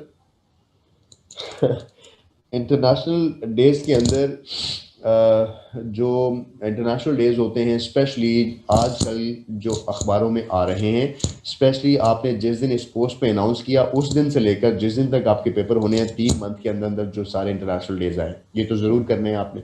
उसके बाद आपकी मिनिस्ट्री से रिलेटेड, आपकी जॉब से रिलेटेड कोई डेज हों, पुलिस की खिदमत का दिन कौन सा है, फिर रेवेन्यू डे कौन सा है, अगर इस तरह के कोई दिन हो, राइट। उसके अलावा इंटरनेशनल डेज के अंदर कोई भी ऐसा दिन जिसको अब यूएन ने या दुनिया ने नया दिन के तौर पर मुकर्रर किया हो, और एक जेनेरिक होता है, जैसे मोटे मोटे दिन होते हैं, पोलियो का दिन किसको कहते हैं, ह्यूमैनिटेरियन डे किसको कहते हैं, फादर डे कौन सा होता है, मदर डे कौन सा होता है, कॉमन डेज जो होते हैं उनको आप इसमें ऐड कर सकते हैं, और उसको तो आपको कॉमनली आने चाहिए। और नोट्स के अंदर ये पेज हमारे पास अलहदा से होता भी, और हम इस पे रह भी रहे होते हैं और बात भी कर रहे होते हैं। अच्छा, इंटरनेशनल डेज के साथ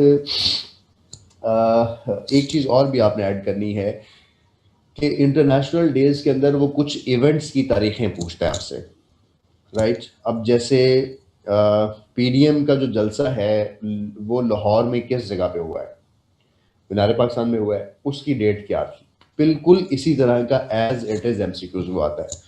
वो आपसे पूछ लेगा पाकिस्तान में फलां जो सेरेमनी है वो फलां जगह पे हुई है और उसको क्या बोल, राइट। इस तरह से चीज़ें इससे मुतालिक। और जीबी फाटा का जो इलेक्शन है वो किस दिन हुआ पाकिस्तान में, राइट। सेनेट के इलेक्शन अब पाकिस्तान में होने जा रहे हैं, कब होने हैं, उसकी डेट क्या अनाउंस की है उन्होंने, कितने लोग उसमें हो रहे हैं। तो ये सारी चीज़ें आपको खबरों से और इनसे ये फैक्ट्स स्टोरीज आपको पता चल रही होती है। उसके बाद हमारे पास आगे चलता हूँ।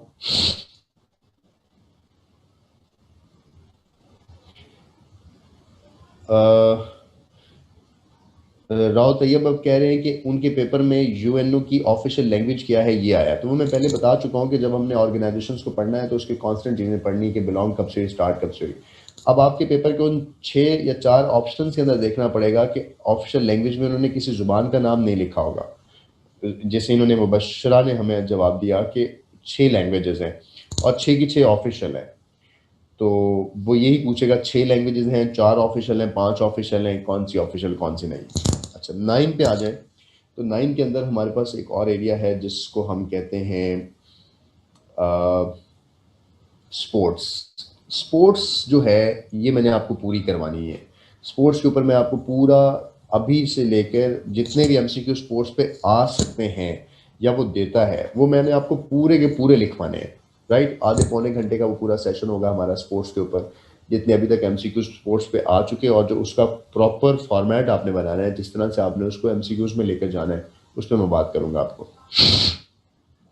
बिल्कुल, असद ने भी जैसे हमें एक इन्फॉर्मेशन और दी असद ने हमें कि एफपीएससी का भी न्यूली अपॉइंटेड चेयरमैन कौन है। अभी एक जाहिद सईद साहब को न्यूली अपॉइंट किया उन्होंने, और मारूफ अफजाल जो था ही वाज नॉमिनेटेड, और ओथ लेने से पहले पहले उसकी डेथ हो गई है। तो ये आपके हैपनिंग्स हैं, जो इवेंट्स हैं जो इस मुल्क में चल रहे हैं, तो उसके ऊपर चीज़ें आपको अखबार से स्पोर्ट्स के एरिया के मैं छुड़वा रहा हूँ आपको। स्पोर्ट्स के अंदर क्या क्या आता है वो मैं सारे स्पोर्ट्स के एरिया में लिखवाऊंगा, और होपफुली हमारा ये एरिया कल हो जाएगा। तो स्पोर्ट्स में से हमारे एमसीक्यूज आते हैं और ये बहुत अच्छे तरीके से आपको आना चाहिए। अच्छा, उसके बाद हमारे पास एक और एरिया है, उसको कहते हैं हम इंटरनेशनल यूनिट्स। इंटरनेशनल यूनिट्स क्या हैं? आप अखबार में खबरें पढ़ते हैं और उसमें लिखा होता है कि यूनाइटेड स्टेट्स के जो ऑयल बैरल है, या इंटरनेशनल एजेंसीज में जो यूएस बैरल ऑयल है, उसकी कीमत कम हो गई है। वो आपसे ये जानना चाहता है कि आपको पता है कि बैरल कितने लीटर का होता है, यूएस बैरल कितने लीटर का होता है। शायद मैंने आपको पहले लेक्चर्स में ये करवाया भी था यूनिट्स। और आपके पास इन एमसीक्यूज में आपको ये वाला एमसीक्यूज भी आता है कि यूरो जो है या डॉलर जो है या किसी भी ऐसी मेजरमेंट का जिक्र हो रहा होता है जो आपके खबरों की जीनत बने हुए होते हैं। अच्छा, अब जैसे ये साद ने हमें कहा कि एफपीएससी के टेस्ट में कोविड के मुतालिक 3 क्वेश्चंस थे, तो अगर आप ये कहें कि आप किसी बने बनाए रजिस्टर से कोविड से मुतालिक एमसीक्यूज ले लेंगे तो आप पेपर में सॉल्व कर लेंगे, नहीं ऐसा हो सकता। आप जब कोविड को डेली बेसिस पे खबर के तौर पे पढ़ रहे होंगे तो आपके पास उस टाइम ये बात याद आ रही होगी कोविड के मुतालिक क्या एमसीक्यूज है। नहीं, शाहजेब अली हसनैन ने सही बताया हमें, ठीक है ना। अच्छा, उसके बाद इंटरनेशनल यूनिट्स को हम कलेक्ट करते हैं कि कौन कौन से इंटरनेशनल यूनिट्स की बात हो रही है। आई हेट द गाइज जो इस वक्त वेटिंग में भी हमारे साथ, मैं इससे तंग होता हूँ कि जब मैं लिख रहा होता हूँ और आप वेटिंग में होते हैं तो मुझसे नहीं लिखा जा रहा था जब तक मैं आपका स्टेटस क्लियर ना करूँ। अब एक और इम्पॉर्टेंट एरिया है इंटरनेशनल कॉन्फ्रेंसेस। सर, हमने तो ये बात कभी नहीं देखी थी, लेकिन आज के बाद आप इसको देखेंगे। कॉन्फ्रेंस हुई है, कोई समिट हुआ है, कोई हाई डेलीगेशन मीटिंग हुई है, अच्छा कोई कॉन्वोकेशन हुआ है। ये जो एमसीक्यूज हैं ये आएंगे, और इसको आपने कैसे पढ़ना है, कैसे याद करना है, इसमें से क्या एमसीक्यूज उसने बनाना है वो सुन लें मुझसे। यस, बहुत अच्छा किया समीर ने और शुएब ने हमें इस बारे में दिखाया। अब होता क्या है कि सार्क है, एससीओ है, कोई भी रीजनल ऑर्गेनाइजेशन है, या तो उनका कोई समिट होगा, कोई इंटरनेशनल कॉन्फ्रेंस होगी, और इनकी हर साल होनी होती है। हर साल के बाद इनकी कभी कभी कोई हंगामी मीटिंग्स भी आ जाती हैं। एक तो जिसका भी समिट हो, उस समिट के ऊपर बहुत पॉलिटिक्स होती है, यानी उसके अंदर मुल्क इन्वॉल्व होते हैं। आपको ज़रूर पता हो कि अगर एससीओ का समिट हो रहा है तो वो कहाँ हो रहा है, उसको होस्ट कौन कर रहा है, कौन से मुल्क में हो रहा है, किस शहर में हो रहा है, वहाँ पे लिखा हुआ आएगा। अब जैसे जर्मनी के अंदर एक शहर है BONN, बॉन, तो वहाँ पर एक कॉन्फ्रेंस हुई, उसका नाम था बॉन कॉन्फ्रेंस, और एमसीक्यूज में आया हुआ था कि बॉन इज द सिटी ऑफ, आगे लिखा होता है जर्मनी, फ्रांस, कुछ भी। तो ये अब बॉन जिसने पढ़ा है इस खबर को साथ मुंसलिक है तो उसको पता है। तो इसका मतलब है जब हम किसी कॉन्फ्रेंस की, किसी मीटिंग की खबर देखेंगे तो हम फौरी तौर पे अलर्ट हो जाएंगे कि हमें इसके बारे में ये जानना है कि ये कहाँ हो रही है। हमें इसके बारे में जानना है कि ये OIC की है, तो ये OIC क्या बला है, कब बनी थी, कितने इसके मेंबर्स हैं। और जो एक बहुत इंपॉर्टेंट एरिया है, आपने कभी ऐसे एमसीक्यूज देखे होंगे जो कि जिनके जवाब 2-2 लाइंस के अंदर होते हैं, वो एमसीक्यूज ये वाले होते हैं जिसमें लिखा होता है कि the recent held meeting of OIC has agenda, और नीचे 4 एजेंडाज लिखे हुए होते हैं, और पूरा लाइन में लिखा होता है वुमेन पॉवर्टी एंड वाटर, नीचे लिखा होता है वुमेन पॉवर्टी एंड सैनिटेशन, उसके नीचे लिखा होता है वुमेन पॉवर्टी एंड क्लाइमेट। तो आपने अगर इस एजेंडा को नहीं कहीं नोट किया, या आपने इस एजेंडा को नहीं पढ़ा है, तो आप तुक्का ही मार रहे होगे इसमें से, और यही वो आपका एक नंबर होगा जो शायद आपको इंटरव्यू की कॉल दिलवा देगा, और यही वो नंबर होगा जो आपको, अगर आपने चीज़ों को नहीं इस तरह से देखा होगा तो फिर नहीं होगा। तो इसका मतलब है कि जब आज के बाद हम अखबार पढ़ेंगे, अखबार में छपी हुई कोई खबर देखेंगे, तो हम उस पर इंटरनेशनल कॉन्फ्रेंसेस, समिट्स, मीटिंग्स को फौरी तौर पे अलर्ट हो जाएंगे, क्योंकि ये बहुत हाईलाइटेड और करंट अफेयर के एक एरिया है जहां से उसने आपको एमसीक्यूज यहाँ से बनाना है कि अभी रिसेंट कौन से इवेंट्स हुए हैं इन दी वर्ल्ड, और स्पेशली जो पाकिस्तान से मुंसलिक हैं, कोई नई ऑर्गेनाइजेशन बन गई मुल्क में, कोई ब्लॉक बन गया, कुछ भी ऐसी चीज़ें तो इस एरिया में आ रही होती है, राइट।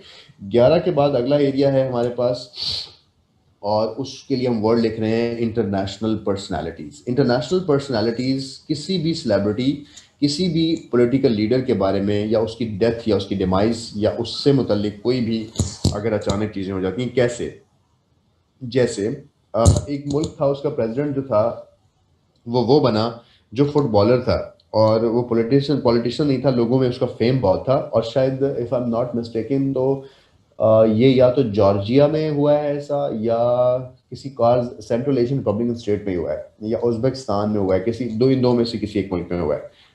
साथ हमें कह रहे हैं कि नामीबिया में हुआ है, अफ्रीका में। वैसे मेरे दिमाग में ये सेंट्रल एशियन रिपब्लिकन स्टेट आ रहा है। ऑलराइट, अगर नामीबिया में है तो दैट्स फाइन। तो क्यों लोगों ने उसको वो फुटबॉलर था। अब इसके ऊपर एमसीक्यूज क्यों आया हुआ था? इसी वजह से आया हुआ था कि किसी भी इंटरनेशनल पर्सनैलिटी जो अखबार में डिस्कस हो जाती है, that comes in current affairs. शायद ये यूक्रेन की बात मैं कर रहा हूँ। जी जी, फुटबॉलर नहीं था, ही वाज कॉमेडियन, बिल्कुल ठीक, शुएब ने हमें सही बताया, यूक्रेन की ही है बात, बिल्कुल। यूक्रेन जो है वो सेंट्रल एशियन रिपब्लिकन स्टेट्स में आती है।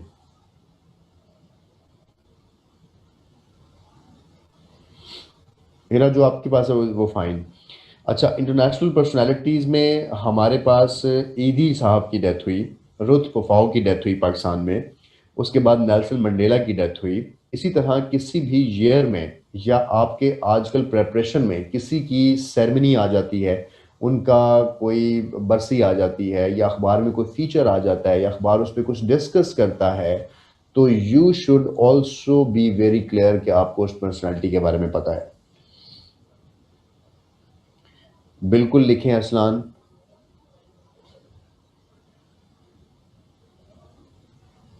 अच्छा, बिल्कुल ठीक, खादम हुसैन रिजवी, यस, खादम हुसैन रिजवी। किस एज में उनकी डेथ हुई? अब आप ये सवाल यूं ही याद कर रहे होंगे, लेकिन अगर आप अखबार पढ़ते तो अखबार ने खबर ऐसे लिखी होगी कि 70 साल खादिम हुसैन रिजवी की जो वफात हो गई, और गहरे दुख और गम का इजहार। अब ये जो 70 साल का वर्ड था, ये एमसीक्यूज था। लेकिन आप इस किस पार्टी से बिलोंग करते? तहरीक लब्बैक पाकिस्तान। सो अब इस तरह की जो, और ये बिलोंग किस इलाके से करता था, तो यू शुड नो एवरीवन जो अखबार में डिस्कस हो गया कि उस पर एमसीक्यूज क्या आना है। हाँ जी, शुएब उनकी तो 2013 में डेथ हुई थी, लेकिन मैंने एग्जांपल के तौर पे दिया कि जब जब इन लोगों की डेथ्स हुई हैं, अगर आप उन दिनों में पेपर्स उठा के देखें तो ये करंट अफेयर्स की डिबेट्स थी।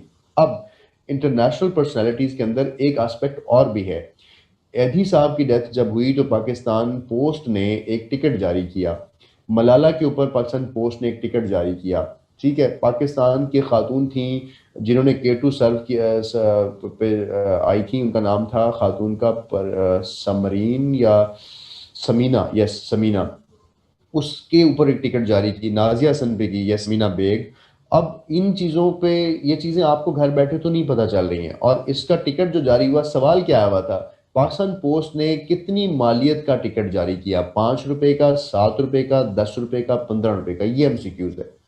अब जब आपने इसको पढ़ा ही नहीं होगा, या अगर आपने किसी पर्सनैलिटी को इस नज़र से देखा ही नहीं होगा कि इसके ऊपर एमसीक्यूज बनेगा, तो फिर आपके ब्रेन उस चीज़ को अपडेट ही नहीं करके कहीं से गया होगा।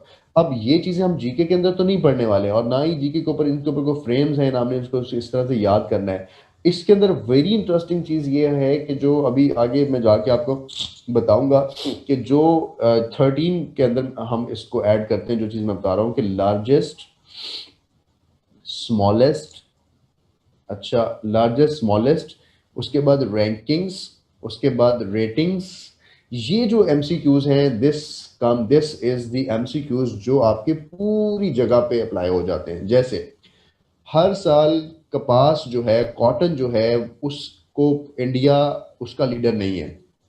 कभी चाइना उसका लार्जेस्ट प्रोड्यूसर बन जाता है, कभी इजिप्शियन कॉटन बड़ी मशहूर है, कभी इजिप्ट उसका लार्जेस्ट प्रोड्यूसर बन जाता है। अच्छा, इस साल अगर Egypt largest producer of cotton है, लेकिन अगले साल रैंकिंग में वो नहीं होगा क्योंकि वहां पर बहुत फ्लड आया और फ्लड की वजह से कॉटन नहीं हुई, तो अगले साल की रैंकिंग किसी और के पास चली गई। ये रैंकिंग कहाँ आती है?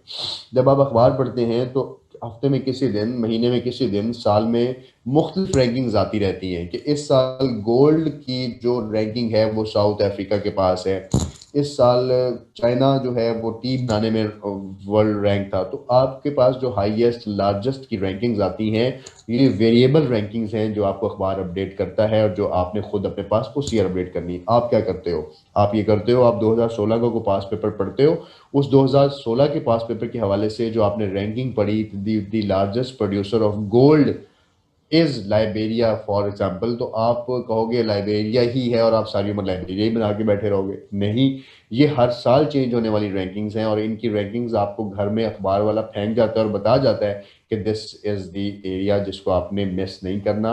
अखबार के अंदर बहुत अच्छे अच्छे तराशे आ जाते हैं, अखबार के अंदर बहुत अच्छे अच्छे मैप्स आ जाते हैं, जिन मैप्स को देखने आपका बहुत सा एरिया क्लियर हो जाता है।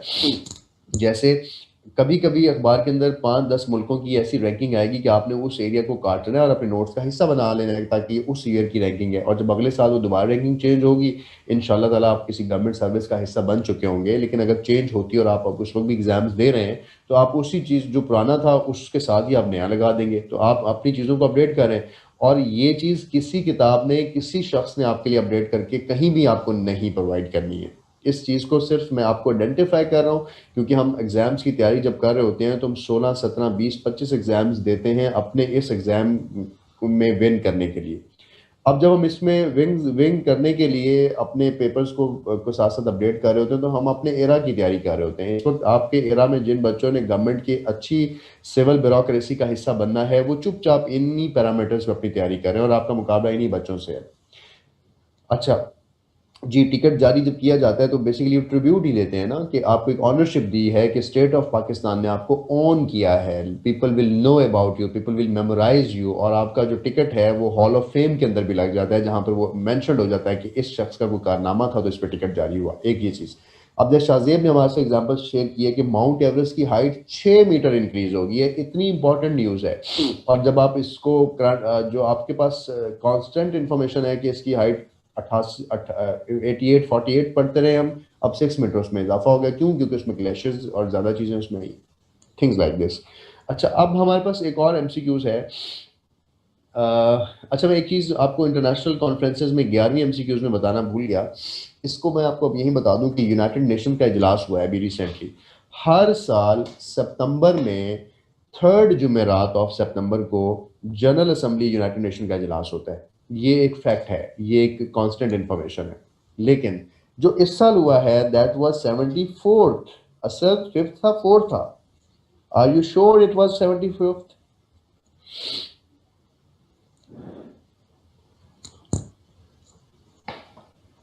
It was 70। यस, ऑलराइट, ठीक है, ठीक है, ठीक है, ठीक है, इट वाज 75th जी। एक मिनट होल्ड करना है आप लोगों ने सिर्फ। जी जी, 100% श्योर हैं जी आप लोग, बिल्कुल। एक मिनट होल्ड करें, मुझे अपने इसकी लैपटॉप की बैटरी लगानी है, बंद हो जाएगा।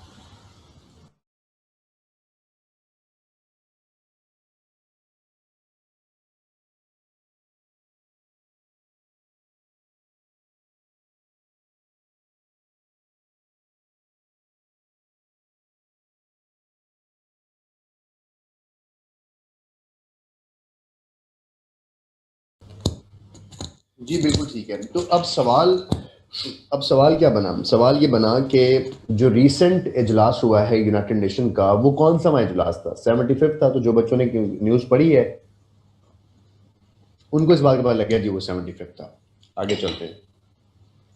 हाँ जी, हर साल के थर्ड ट्यूसडे को ये इजलास स्टार्ट होता है और फिर ऑन वे ये रहता है। अच्छा, इसके एजेंडा क्या था, रेजोल्यूशंस क्या थी, पाकिस्तान ने किस पे बात की, ये सारी चीज़ें। उसके बाद हमारे पास एक और एरिया एमसीक्यूज का जिसको हम कहते हैं इंटरनेट वर्ल्ड। इंटरनेट वर्ल्ड में से एमसीक्यू ज़रूर आता है। और इंटरनेट वर्ल्ड क्या है कि फेसबुक का बानी कौन है, इंस्टाग्राम का बानी कौन है, इन तमाम सोशल मीडिया प्लेटफॉर्म्स में से इस वक्त सबसे ज़्यादा बिजनेस कौन कर रहा है, एमएसएन का शेयर कितना है, माइक्रोसॉफ्ट का कितना है, इसका बानी कौन है, एप्पल कौन है, राइट। तो इंटरनेट के अंदर अब 5G टेक्नोलॉजी आ गई। सवाल आया हुआ था 5G किस मुल्क ने लॉन्च की है? चाइना ने लॉन्च की है, यूएस इसको करता है, लेकिन चाइना इसका सही जवाब है। चाइना है, रशिया है, जापान है, तो इसमें से आपको आंसर देना है। तो इंटरनेट के ऊपर छपने वाली कोई भी चीज़, सिर्फ आप इतना तो पढ़ सकते हैं ना कि नया मॉडल लॉन्च हुआ है और उसको किस मुल्क ने लॉन्च किया है। अच्छा, क्या चेंजिंग्स आ रही हैं हमारी डिजिटल वर्ल्ड में, किसी खला के अंदर कुछ सर्वर भेजा गया है, खला के अंदर कोई एक्सपेरिमेंट्स किए जा रहे हैं जिसके अंदर इंटरनेट की स्पीड्स या इंटरनेट का डेटा सेव किया जा सकेगा। तो इस तरह के जितने भी इंटरनेट वर्ल्ड से यस यस यस, टिकटॉक पे भी आया हुआ था क्वेश्चन, हीरा ने बिल्कुल ठीक कहा कि टिकटॉक किस मुल्क ने बनाई या किस मुल्क की ये ऑर्गेनाइजेशन, टिकटॉक का बानी कौन है, चाइना की है ये। तो इसी तरह वी चैट, अब टिकटॉक पे सवाल क्यों आया हुआ था, इसलिए आया हुआ था ना कि इस पर डिस्कशंस हुई हैं, इसको यूएस ने बैन किया, पाकिस्तान ने बैन किया, अखबार का हिस्सा बना। तो आप लोग सोच भी सकते थे कि ये आपके एमसीक्यूज में आएगा, क्यों, क्योंकि अखबार ने इसको लिखा था, इसने कोट किया था। तो जितने आपके इंटरनेट वर्ल्ड के सवाल हैं वो आपने अलग से याद करने हैं। हम जल्दी से अगले एरियाज की तरफ जाते हैं कि और कौन से एरियाज हमारे पास आते हैं। हाँ हाँ हाँ, पाकिस्तान जोग्राफी, राइट। अब पाकिस्तान जोग्राफी को मैं एक ही जगह लिख रहा हूँ, वरना मैं इसको अलग अलग से लिखता हूँ। पाकिस्तान जोग्राफी में क्या क्या आएगा, पाकिस्तान के जो प्रोविंसेस हैं उनमें उनके रकबे क्या हैं, पहली बात। उनकी पॉपुलेशन क्या है, दूसरी बात। और ये मैंने आपसे शेयर की भी है अभी डॉक्यूमेंट के अंदर, लास्ट पेज पे चीज़ें हैं कुछ। और उसके बाद जो फाटा एजेंसीज हैं, कौन सी बड़ी कौन सी छोटी, किसका कितना रकबा, ठीक है, इस्लामाबाद का कितना रकबा। अच्छा, उसके बाद आपने पाकिस्तान के अंदर अगर कोई भी डेवलपमेंट हुई है, कोई मोटरवे बनी है, कोई प्रोजेक्ट अनाउंस हुआ है, साहिवाल कोल पावर प्रोजेक्ट्स लगा था, तो उस पावर प्रोजेक्ट को लगाया किसने है, कितनी एनर्जी बनाएगा, दियामिर भाषा डैम की संग बुनियाद रख दिया गया है। पाकिस्तान के अंदर होने वाली कोई भी हैपनिंग, पाकिस्तान की जोग्राफी में होने वाली कोई भी चेंजिंग, पाकिस्तान के गवादर पर बनने वाला कोई भी प्रोजेक्ट, पाकिस्तान के अंदर बनने वाली कोई भी वाटर स्कीम, पाकिस्तान के अंदर होने वाला कोई भी बिल, कोई भी लॉ या bill pass, Zainab alert bill, खवातीन के लिए ऐप, सियालकोट मोटरवे के इंसिडेंट के बाद कौन सी ऐप इंट्रोड्यूस करवाएगी, all happenings in the country of Pakistan comes in your paper. और ये चीज़ें वो हैं जिसके ऊपर आपने सिर्फ अपने आप को आइडेंटिफाई रखना कि ये हो रहा है। अगर कोई गवर्नर चेंज हुआ है, अगर कोई मिनिस्टर चेंज हुआ है, अगर कोई प्रेसिडेंट चेंज हुआ है, अगर कोई इलेक्शंस की बात हो रही है, अगर किसी मुल्क में किसी सेलिब्रिटी की डेथ हुई है, अगर किसी मुल्क में किसी सेलिब्रिटी के ऊपर कोई एजाज़ मिला है, शर्मीन उबैद चुनाव पाकिस्तान से बिलोंग करती है, उसको ऑस्कर मिला है, पाकिस्तान के किसी शख्स को, जैसे पाकिस्तान का एक शख्स है जो कि बाइडन, यूनाइटेड स्टेट्स का जो रिसेंट प्रेसिडेंट है बाइडन, उसकी जो कैबिनेट है उसके अंदर उसको माहौलियात के अंदर उसको एक पोर्टफोलियो दिया उन्होंने क्लाइमेट के अंदर, उसका नाम अली जैदी है, he belongs to Pakistan, he was Pakistani नयाद। सो इस ये क्वेश्चन आ सकता है कि यूएस बाइडन इलेक्शंस जो हुए हैं, बाइडन ने अपनी कैबिनेट के अंदर एक पाकिस्तानी को ऐड किया, उसका नाम क्या, अली जैसे जईम ने बताया, अली जैदी। सो आप लोग के पास पाकिस्तान के साथ मुंसलिक कोई भी खबर अगर आ रही है तो आप लोगों ने उसको भी साथ के साथ याद रखना है। एक और important area, second last area, जिस पे मैं बात करूंगा और मैं इसको आपको समझाऊंगा कि ये है क्या। मैंने 14 के बाद कुछ इमर्ज कर दी चीज़ें, राइट। अब क्या है, एक वर्ड है इज़म्स। इज़म्स क्या होते हैं, इज़म्स कहते हैं, जैसे मैं कहूँ फेमिनिज्म, जैसे मैं कहूँ कम्युनिज्म, मैं कहूँ सोशलिज्म, और इस तरह की टर्मिनोलॉजीज। तो जो टर्म्स हैं या टर्मिनोलॉजीज हैं या इज़म्स हैं, इनके बारे में इसी तरह से एमसीक्यूज आया हुआ होता है कि ये इसका मतलब क्या है। तो क्या होता है कि हमारी खबरों में ये टर्म्स डिस्कस हुई होती हैं, हमारे आजकल के फिनोमिनन्स होते हैं, जैसे इस्लामोफोबिया एक लफ्ज़ के तौर पर डिस्कस हो रहा है। इस्लामोफोबिया क्या भला है, इसकी डेफिनेशन क्या है। तो अगर हम कोई ऐसा लफ्ज़ अखबार में देखें और पढ़ें तो we should go for that. तो इसके साथ मैं एक बड़ी इंपॉर्टेंट चीज़ ऐड कर रहा हूँ, Latin words. Latin words basically आपने इंग्लिश के अंदर याद करने हैं, इंग्लिश की ग्रामर वाले पोर्शन के अंदर। ये कोई 50 एक लैटिन वर्ड्स हैं जो हमारी इंग्लिश के अंदर हैं, जिनको हम बार बार यूज़ करते हैं। जैसे टॉपसी टर्वी एक वर्ड है, इसका मतलब क्या है। तो इस तरह के जो वर्ड्स हैं, इनका वो सवाल हमसे पूछता है कि क्या है। जब आप न्यूज़पेपर पढ़ोगे कहीं ना कहीं इन लैटिन वर्ड्स का इस्तेमाल होगा। मुझे ना दोनों सीआर्स मेरा सर खाते रहिएगा जब तक मैं आपको प्रोवाइड ना करूँ ये। मुझे आपने बताना है, मेरे पास जो इंग्लिश की प्रिपरेशन हुई हुई थी अपने सीएसएस के पॉइंट ऑफ व्यू से, मैं उन नोट्स में ना मेरे पास कोई 50 से 60 लैटिन वर्ड्स मैंने अलहदा से सॉर्ट आउट करके रखे हुए थे। I will share it to you guys, और उसको आपने अलहदा से याद कर लेना है कि इसका मतलब क्या है, इसका मतलब क्या है। उम्मीद है कि आप लोग को मैं प्रोवाइड कर दूंगा। लेकिन अखबार के अंदर जब हम पढ़ रहे होते हैं तो किस तरह के लफ्ज आते हैं। एक लफ्ज आता है एड हॉक, और आप में से जो जो लॉयर्स बच्चे उनको पता होगा एड हॉक का मतलब, आप लोगों को पता है टेम्प्रेरी अपॉइंटमेंट्स को कहते हैं। एड हॉक का मतलब है कि ऐसी अपॉइंटमेंट जो आप टेम्प्रेरी बेस पे किसी करते हैं, लेकिन आप एड हॉक का लफ्ज पढ़ के आगे गुजर जाते हैं, तो नीचे जवाब के अंदर इसकी 5 ऑप्शन दी होंगी सवाल की कि एड हॉक का मतलब है ये। एड हॉक का मतलब वो क्यों पूछ रहा है, टर्मिनोलॉजीज की मीनिंग्स क्यों पूछ रहा है, बिकॉज ये डिस्कस होती हैं। एक लफ्ज है इंतिफादा, जो कि इसराइल के साथ डिस्कस होगा कि जो उनकी फ्रीडम फाइटर मूवमेंट है वहाँ पे लफ्ज यूज़ होता है, तो अखबारों के अंदर ये चीज़ें आपको आएंगी, राइट। इसी तरह एक लफ्ज है आपका स्टेटस को। अब स्टेटस को बहुत दफ़ा अखबार में इस्तेमाल हुआ है, इसका मतलब क्या है। तो आपको ऐसी टर्मिनोलॉजीज जो आपकी कॉमन इंग्लिश लैंग्वेज नहीं में आती हैं, आपने उनको अलहदा से अपने उन 10 पेपर्स जो मैंने आपको सॉर्ट कराए हैं उसके ऊपर एक ही पेपर बना लें, जिसका मतलब होगा ये स्टे ऑर्डर भी समटाइम प्रेजेंट सिचुएशन के अंदर जो चीज़ें आ रही हैं। स्टे ऑर्डर तो खैर एक ईजी वर्ड है, लेकिन अब बाय कैमरल जैसे एक लफ्ज़ है कि बाय कैमरा मीटिंग हुई या इन कैमरा मीटिंग हुई, इसका मतलब क्या है। तो आपके घर में कोई बड़ा होगा और उससे भी आप इस बात को पूछ सकते हैं कि इसका मतलब क्या है। वरना आप लोगों के पास एक डिक्शनरी है, मैं आप लोगों की इधर चैट में लिख देता हूँ, मैरियम वेबस्टर के नाम से। उस डिक्शनरी में जाकर आप अपने उस चीज़ के बारे में आंसर ले सकते हैं कि इसका क्या मतलब है, और उसके बारे में आप जान सकते हैं कुछ भी चीज़ें जो भी आपको। तो आप लोगों ने अपने करंट अफेयर के अंदर उन इज़म्स को ज़रूर एक दफ़ा गो थ्रू करना है, और यूजुअली जो हेडिंग आई हुई होगी वो एक टफ वर्ड होगा, वहाँ से आपको ये बात पता चलेगी। अच्छा, एक चीज़ जो इस एरिया में लास्ट है वो है हमारी पॉलिटिकल पार्टीज़। हमारी पॉलिटिकल पार्टीज़ जो हैं कौन कौन सी हैं आप लोग को पता है, और उन पॉलिटिकल पार्टीज़ की नंबर ऑफ सीट्स कितनी है इन पार्लियामेंट, राइट। अब जैसे जीबी फाटा का इलेक्शन हुआ है, तो जीबी फाटा के इलेक्शन के अंदर 24 सीटों पे इलेक्शन हुआ है, लेकिन 23 लोगों ने उस पर विन किया है, राइट। तो एक सीट पे भी इलेक्शन होना बाकी है। तो इसमें किस पार्टी ने कितनी सीट्स ली हैं, तो ये सारी चीज़ें आपकी करंट डिबेट्स में। अच्छा, ये कुछ एरियाज हैं जो जस्ट मैंने मेंशन किए हैं, वन बाय वन को साथ में एलैबोरेट किया है। अब अखबार के अंदर मैंने आपको इन तमाम एरियाज़ को दिखाना है कि ये एरियाज़ किस किस जगह पे अखबार में आते हैं और किस किस जगह से हम अखबार में इनको पढ़ते हैं, राइट। हम कैमरा ऑन करेंगे और उसके ऊपर डॉन न्यूज़पेपर मैंने मंगवाया, उसके ऊपर आपको ये सारी चीज़ें one by one go through करवाता हूँ, दिखाता हूँ 5 मिनट के अंदर। फिर हम इस करंट अफेयर को वाइंड अप करेंगे और फिर हम नेक्स्ट पोर्शन की तरफ चल जाते हैं। आप लोग अब ब्रेक लोगे मेरे साथ, मुझे भी यस ब्रेक चाहिए, उसके बाद हम इसको स्टार्ट करेंगे। 7:48 हो रहे हैं, 5 मिनट की ब्रेक नहीं लेंगे, हम 12 मिनट की ब्रेक लेंगे। हम 8 PM क्लास को राइट ज्वाइन करेंगे दोबारा। ठीक हो गया?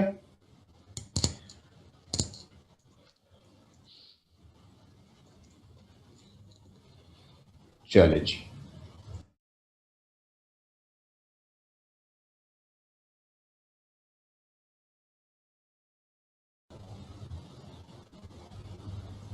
अस्सलाम वालेकुम, मेरी आवाज़ मेरे ख्याल आप लोग को आ रही है। डॉन न्यूज़पेपर मेरे पास है, मैं इसको एलैबोरेट करने के लिए कैमरे के साथ हूँ। आप लोग कैमरा एक दफ़ा ऑन करेंगे, यानी अपना नहीं ऑन करेंगे, लेकिन जो कैमरे वाली तस्वीर आपके पास है उसको देख लीजिएंगे। ऑलराइट, गुड, ठीक है जी।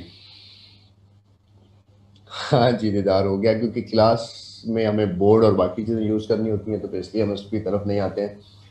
अच्छा, डॉन न्यूज़पेपर को मैं क्यों रिकमेंड कर रहा हूँ। पहली बात ये कि ज़िंदगी में जब हम कभी कुछ अच्छा पहनते हैं तो हम क्यों अच्छा पहनते हैं, ताकि हम किसी को अच्छा दिखें। और वो जो परवीन आपकी गली में रहती है, जब आप उसके पास से गुजरते हैं अम्मी का परफ्यूम लगाकर, तो उसको इम्प्रेस करने के लिए गुजरते हैं ना, कि हम अच्छा परफ्यूम लगाएंगे कि तो लोगों को अच्छा लगेगा, अच्छी खुशबू आएगी लोगों को। अच्छा, हम अपनी जेब में रुमाल रखेंगे तो अच्छे लगेंगे, और वक्त के साथ साथ फिर हम अपने बालों में जेल और फिर हम अपने बाकी मामला अच्छे करने की कोशिश कर रहे होते हैं। तो हर शख्स की ये फितरी ख्वाहिश है कि वो अच्छा लगे और वो अच्छा दिखे। तो जब आप अच्छा लगते हैं तो सिर्फ अच्छा लगने से या अच्छे कपड़े पहन लेने से आप अच्छे नज़र नहीं आते हैं, राइट। आप अगर अच्छा बोलते नहीं हैं, अगर आप अपने विजडम को, अपने इंटेलेक्ट को अपने कपड़ों के साथ मैच नहीं करते हैं तो आप कभी भी एक पर्सनालिटी पैकेज के तौर पे किसी के लिए अच्छे नज़र नहीं आते हैं। सो जब आप 100 नंबर का एग्ज़ाम क्वालिफाई करते हैं और 100 नंबर का एग्ज़ाम क्वालिफाई करने के बाद इंटरव्यूअर के सामने बैठे हुए होते हैं और उसके सामने आपको बात नहीं करनी आती, उसके सामने आप अपनी जो इंग्लिश है वो पंजाबी में बोलते हैं, उसके सामने आप सही वोकैबुलरी का इस्तेमाल नहीं करते हैं। I use to give the example कि जब आप ये बात करें कि डैम्स के स्पिलवेज जो हैं वो ख़राब हो गए, आप कहना ही चाह रहे होंगे डैम के पुश्ते ख़राब हो गए, आप कहना ही चाह रहे होंगे जिस जगह से डैम का पानी बाहर निकलता है उस पानी को हम स्पिलवे कहते हैं। ये बात आपको कैसे पता चलेगी कि इसको स्पिलवे कहते हैं? जब आप अखबार पढ़ते हो, जब आप रीडिंग करते हो, जब आप कोई चीज़ अपनी नॉलेज में इजाफा करते हो तो आप उस चीज़ की टेक्निकल टर्म सीखते हो, और टेक्निकल टर्म जो है वो आपको इंटेलेक्चुअली ग्रूम कर रही होती है ताकि आप जब उसको किसी जगह पर डिबेट करो तो ये जस्टिफाई हो कि आप एक लिटरेट शख्स है। आप जब अच्छा बोल रहे होते हैं तो आपको अगर लोग आपकी तरफ देख ना रहे हो तो वो ये बात परसीव करते हैं आपके बारे में कि यार ये शख्स लिटरेट शख्स है। तो जब हम अपनी ज़िंदगी में अगर हम अपडेट नहीं है, I use to say this is in class as well, कि अगर आपने अपनी ज़िंदगी में अपने आप को अक्ले कुल समझ लिया है या आपने समझ लिया कि मैं बड़ा ज़हीन हूँ, मैं बड़ा वाइज हूँ, मैं थोड़ा बड़ों की तरह फैसले कर लेता हूँ तो मुझे कोई ना समझाए, तो बेसिकली आपकी जो डेथ है वो हो चुकी होती है।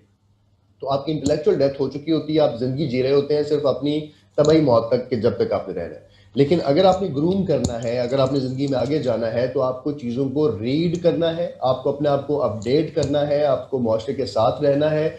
जिस चीज़ पर आपने बात करनी है इस तरह से बात करनी है कि आपको लगे कि आप उसी चीज़ के अंदर एक्सपर्ट हैं।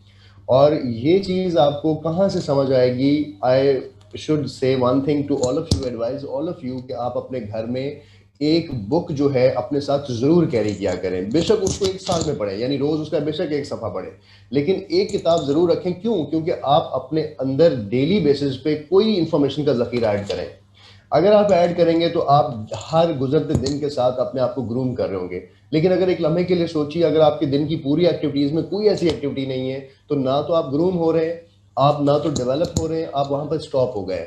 तो आप जब अखबार से बाहर भागने की कोशिश करते हैं तो बेसिकली आप अपने नॉलेज को अपडेट करने की बात नहीं कर रहे होते, आप उसकी तरफ जाने की बात नहीं कर रहे होते। अखबार पढ़ेंगे तो आपको पता लगेगा कि डैम्स के स्पिलवे होते हैं, अखबार पढ़ेंगे तो आपको पता लगेगा कि मिलियन एकड़ फीट का लफ्ज़ जो है डैम्स के अंदर मौजूद पानी के लिए इस्तेमाल होता है। आप जब अखबार पढ़ेंगे तो आपको पता चलेगा कि इस टर्मिनोलॉजी को मैंने लोड शेडिंग के साथ यूज़ करना है, सोशल डिस्टेंसिंग को मैंने इस जगह पे इस्तेमाल करना है, तो फिर वो लफ्ज़ आपकी ज़िंदगी का एप्टीट्यूड बनना शुरू हो जाते हैं। एक मैंने डिक्शनरी आप लोगों को बताई थी, मैरियम वेबस्टर। मैरियम वेबस्टर की स्पेलिंग है MERRIUM, Mariam Webster. Let me right here, Mariam Webster, Mariam Webster, right, ये मैंने लिखा। अब ये डिक्शनरी आपके पास हर वक्त होनी चाहिए कि दुनिया में जब भी आप कोई लफ्ज़ नया सुने ना, पहली दफ़ा आपने इस डिक्शनरी में लिखना है इसको जस्ट, और इसके अंदर एक वॉल्यूम आइकन है, आपने सुनना है इसको कि कैसे बोला जा रहा है, और वो सही प्रोनाउंसिएशन होगी। तो आप जब लफ्ज़ को सही अदा नहीं करते तो आपके पहने हुए अच्छे कपड़े आप पर सूट नहीं करते। फिर वो तेरी मेहरबानी वाली ऐड आपको याद है? उस ऐड में भी आप वो लड़की कहती है तेरी मेहरबानी, तो अच्छे पहनावे पे नहीं ले जाते लोग आपकी पर्सनैलिटी के पैकेज से इंप्रेस होते हैं। So right pronunciation of the word आपको जस्टिफाई करेगी कि you are a literate person. अब जैसे एक लफ्ज़ है फोटोग्राफी, सिंपल लफ्ज़ है, हम कहते हैं यार मैं फोटोग्राफी करा लेता हूँ, so the word is photography. So अगर आप इसकी सही टर्म, जब जिंदगी में पहली दफा ये वर्ड आपने सुना था तो आप इसको एक्यूरेट करते हैं अपने दिमाग में कि इसकी एक्चुअल प्रोनाउंसिएशन क्या है, तो आपका मुंह फिर वही बोलता। लेकिन जब आप वहां से पढ़े बगैर खुद उसको रीड कर रहे होते हो तो फिर आप उसकी गलत प्रोनाउंसिएशन पढ़ रहे होते हो, और फिर आप इंटरव्यूअर में भी सामने ये बोल रहे होते हो, और फिर आप किसी मजमे में या किसी जगह पे बोल रहे होते हो तो आप ऐसे ही बोल रहे होते हो। एक लफ्ज़ है कॉन्फिडेंस। आप अक्सर इस चीज़ पे डिबेट कर रहे होते हो कि मेरे अंदर कॉन्फिडेंस नहीं है, लेकिन कॉन्फिडेंस बिल्कुल एक छोटी सी डिस्कशन से हमें क्लियर हो जाता है कि हम किसी शीशे के आगे ठहर कर बात करने से कॉन्फिडेंस नहीं आता है। These practices are not sufficient to build your confidence. आप किस तरह से कॉन्फिडेंस लाते हैं? आप इस तरह से लाते हैं कि अगर आप घर में किसी छोटे बच्चे से बात करें तो आपको फील होता है कि यार मैं इससे बात करते हुए तो परेशान नहीं होता, मैं इससे बात करते हुए तो मैं हेजिटेट नहीं होता। ऐसा क्यों कर रहे होते हैं आप? इसलिए कर रहे होते हैं कि आपके दिमाग को अनइंटेंशनली ये यकीन होता है कि आपका नॉलेज इस बच्चे से ज़्यादा है। आपको अनइंटेंशनली आपको अपने ऊपर यकीन होता है कि यार जो मैं कह रहा हूं वो मैं ठीक कह रहा हूं, या जो सामने वाला बंदा है या जो बच्चा है ये मुझे चैलेंज नहीं कर सकता और मुझे सुन रहा है बैठ के, राइट? तो ये है आपका कॉन्फिडेंस। इससे आपको कॉन्फिडेंस आता है। इसका मतलब ये हुआ कि कॉन्फिडेंस का ताल्लुक इस बात से है कि अगर आप एनरिच्ड हैं विद नॉलेज, अगर आपके अंदर नॉलेज ज्यादा है, अगर आप चीजों पे अपडेटेड हैं, अगर आप चीजों पे एक्यूरेट हैं, तो आपका ये सवाल एक साइड पे चला जाएगा कि आप नॉलेज कि आप कॉन्फिडेंट हैं या नहीं। आप उस चीज को बताते वक्त खुद ये फील कर रहे होंगे कि लोग आपसे मुस्तफीद हो रहे हैं। सो अपने नॉलेज को एनहेंस कीजिए, अपनी रीडिंग को एनहेंस कीजिए, डेली कुछ पढ़िए, डेली कुछ पढ़िए, अपने आप को अपडेट रखिए। यू विल फाइंड कि आपकी जो डायरेक्शन है वो आपको इंटेलेक्चुअली ग्रूम कर रही है। I learn this thing from the by reading of books, by reading of newspaper specially. और 2012 में जब मैंने CSS क्वालिफाई किया तो उसके बाद 2010 से मेरा रिश्ता इस पेपर से है। मुझे इस पेपर ने जो कुछ सिखाया है ज़िंदगी के बारे में, और मुझे हायरार्कीज ऑफ गवर्नमेंट स्ट्रक्चर, और मुझे गवर्नमेंट्स की मशीनरी के बारे में इंफॉर्मेशन, मुझे थॉट्स, मुझे किसी प्रॉब्लम्स के सॉल्यूशंस, मुझे उसके ऊपर आने वाले इश्यूज, मुझे उसके ऊपर आने वाली हेडिंग्स, मुझे उसके बारे में जो अवेयरनेस रोज़ ये भरा हुआ पलंदा देता है। अगर मैं इसको रोज़ पढ़ता हूँ और आप नहीं पढ़ते हो तो आप और मैं सिर्फ एक स्टेप आगे और पीछे हैं। तो आप में से अगर किसी शख्स ने इसको आज पढ़ा है वो आप सबसे आगे है। क्यों? क्योंकि उसके पास आज वो है जो आपने नहीं पढ़ा। तो डेली आने वाली चीज़ों को हमें साथ साथ अपडेट करना है। लेकिन अब मैं इसको लिंक कर रहा हूँ उन तमाम एरियाज के साथ जिसके ऊपर हम अभी बात करके आएंगे करंट अफेयर्स में हमें ये कैसे करना है। तो करंट अफेयर्स में हमें, हमारे पास जब ये डॉन न्यूज़पेपर आता है तो इसका जो पहला पेज है हमारे पास, इस पहले, मैं डॉन पेपर इसलिए रिकमेंड कर रहा हूँ, इंग्लिश का पेज इसलिए रिकमेंड कर रहा हूँ, बीइंग अ न्यूज़ एंकर और न्यूज़ मीडिया से मेरा ताल्लुक भी है। Dawn is one of the best and refinest newspaper in Pakistan. Pakistan के जो उर्दू के न्यूज़पेपर्स हैं आप पढ़ेंगे, आपको वहाँ से तशरीह समझ आ जाती है, आपको आसान लगता है वो पढ़ना। लेकिन आपकी 90% authentic information related to your exam वो डॉन से बनती है, या दी न्यूज़ से बनती है, या ट्रिब्यून जो एक्सप्रेस का है वहाँ से बनती है। सो आपने क्या करना है कि आपने इंग्लिश न्यूज़पेपर को पढ़ना है, उर्दू साथ में पढ़ लिए ट्रांसलेशन के लिए अगर आप इसको नहीं पढ़, लेकिन आप इसको पढ़ना शुरू करेंगे तो आप उस तरफ जाएंगे जिस तरफ आपको जाना है। आपका अगर फियर है कि आप इंग्लिश में नहीं चीज़ें पढ़ सकते तो आप इस फियर से नहीं जा सकते दूर। जब तक आप इस फियर के पास से जाएंगे आपका कॉन्फिडेंस इसके साथ नहीं एलैबोरेट होगा। और मेरी बात सुने, चाहे आपने 1000 मील भागना हो, ये सफ़र आपका इसके बाद ही स्टार्ट होगा जब आप उसके लिए पहला स्टेप उठाएंगे। उससे पहले आप बातें ही करते रहेंगे। 1000 किलोमीटर 1000 ही होगा, लेकिन पहला कदम लेने के बाद वो 1000 किलोमीटर 999 पे आ जाएगा और फिर उसकी काउंटिंग कम होना है। बिल्कुल इसी तरह जब आप इंग्लिश से डरते रहोगे, उसको पढ़ने से घबराते रहोगे, दुनिया में कोई ऐसी चीज़ नहीं है कि आप अगर उस पर हाथ डालें, अल्लाह पाक ने आपको ये ताकत ना दी हो कि आप उस पर अपनी ग्रिप नहीं बना सकते। आपका कॉन्फिडेंस चीज़ों के ऊपर हैवी होने का ये होना चाहिए। तो अगर कोई बच्चा इसको अवॉइड करना चाहता है, don't avoid this, I recommend you guys कि आप इसको ज़रूर पढ़ें। और 50 से या 500 रुपये इसकी मंथली फ़ी है, जो आप किसी हॉकर को कहें वो आपके घर फेंक जाएगा डेली बेसिस पे, आपको खुद पढ़ने के लिए दे जाएगा। वरना आप इंटरनेट से इसकी PDF फाइल भी डाउनलोड कर सकते हैं, आप ई-पेपर भी पढ़ सकते हैं। तो इस पेज के ऊपर, इस पेपर पे जो भी कुछ छपा हुआ है उस पेपर पे, इसलिए मैं कह रहा हूँ कि आपने उर्दू नहीं पढ़ना क्योंकि पेपर आपका यहाँ से बनता है। और डॉन इतना अच्छा लिखता है किसी भी बात को कि अगर कोई खबर छपी है और आपको इसके बारे में कुछ नहीं पता है तो आप इसको पढ़ेंगे तो आपको तमाम फैक्ट्स बता देगा कि ये इसके ये फैक्ट्स हैं, उसकी बैकग्राउंड बताएगा, उसकी स्टोरी बताएगा आपको, और फिर उसे खबर भी देगा। और आपको पढ़ते हुए लगेगा कि जो सर ने 22-23 एरियाज पे बात कर रहे थे, इसने फैक्चुअली चीज़ें बताई हैं और इसकी जो इन्फॉर्मेशन होगी वो एक्यूरेट होगी और इनके सोर्सेज कंफर्म्ड है। तो हमारा जो पहला पेज है डॉन न्यूज़पेपर का, इसके ऊपर छपने वाली हर वो खबर जिसका ताल्लुक 22 हेडिंग्स के साथ है जो मैंने भी आप लोगों को करवाई है, जिनका ताल्लुक आपके जीके के साथ है, जिनका ताल्लुक EDS के साथ है, जिसका ताल्लुक पॉलिटिक्स के साथ है, जिसका ताल्लुक कॉन्स्टिट्यूशंस ऑफ पाकिस्तान के साथ है, जिसका ताल्लुक पाकिस्तान हिस्ट्री के साथ है, सिर्फ आपने हेडिंग से ही जज कर लेना है कि ये हुआ है। जैसे एनर्जी क्राइसिस पे कोई खबर छपी कि पाकिस्तान में एनर्जी का बहरान है, इतने मेगावाट पाकिस्तान एनर्जी बना सकता है, इतने नहीं बना सकता है। इतने मेगावाट तरबेला से ले रहा है, इतने मेगावाट मंगला से ले रहा है। तो बेसिकली मंगला की एनर्जी कैपेसिटी आप अपडेट कर रहे हैं, तरबेला की कैपेसिटी आप अपडेट कर रहे हैं, तरबेला में कितना वॉल्यूम सेव होता है आप इसको अपडेट कर रहे हैं। तो आप इस पेज पर जितनी भी इंफॉर्मेशन पहले पेज पे छप रही होगी, अगर पाकिस्तान में कोई नया मज़ार आया है, पाकिस्तान में कोई नई बिल्डिंग बनी है, पाकिस्तान का डेलीगेशन कहीं गया है, रशिया का प्रेसिडेंट पाकिस्तान आया, तो ये खबर कहाँ आ रही होगी? इस पेज पे आ रही होगी सारी इंफॉर्मेशन। कोई कॉन्फ्रेंस हो रही है, कोई समिट हो रही है, वो इस पेज पे आ रहा होगा, तो आपको पेज पे ढूंढने की जरूरत नहीं है। इस खबर के शुरू में यहाँ पर लिखा हुआ है इस्लामाबाद।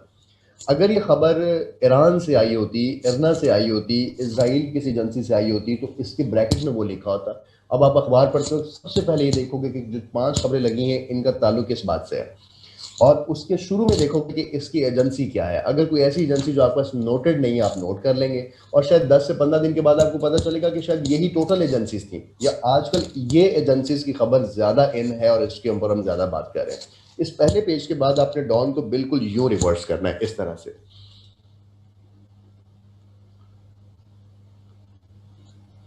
ठीक है, अब ये जो हमारे पास नेक्स्ट सेकंड पेज है हमारा, ये इस पेज के ऊपर वो खबर आएगी जिसको यहाँ जगह नहीं मिली, या जो कल की खबर थी और वो यहाँ पर आ रही थी, वो खबरें यहाँ पे आएंगी। जो सेम मैकेनिज्म इस खबर के साथ किया वो भी हमने इसके साथ किया। इसके बाद आपने इसका जो बैक पेज है ना, उस पेज को आपने यहाँ से यूं कर लेना है। अब ये जो मैंने सेंटर पेज आप लोग को दिखा रहा हूँ, ये वो पेज है जिसके ऊपर इंटरनेशनल न्यूज़ आएगी। इसका नाम ही इंटरनेशनल न्यूज़ है।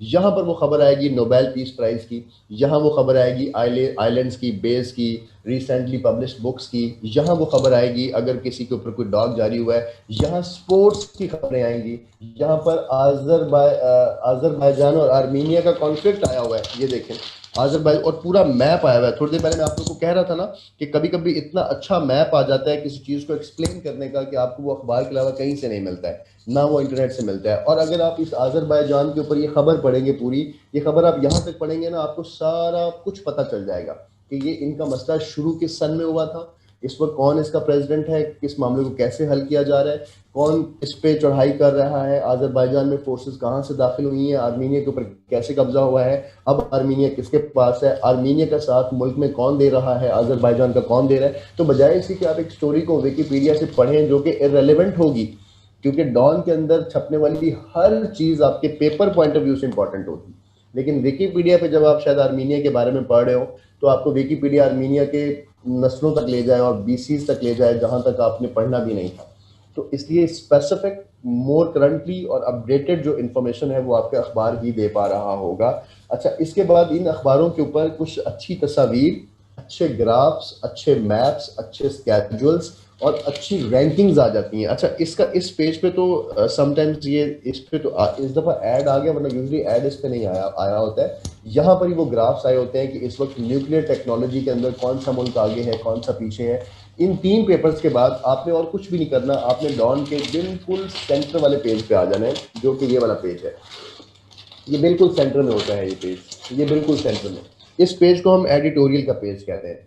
इसके ऊपर सिर्फ आपने वो स्टोरी पढ़नी है जिस चीज़ के बारे में आप इंफॉर्मेशन लेना चाहते हैं।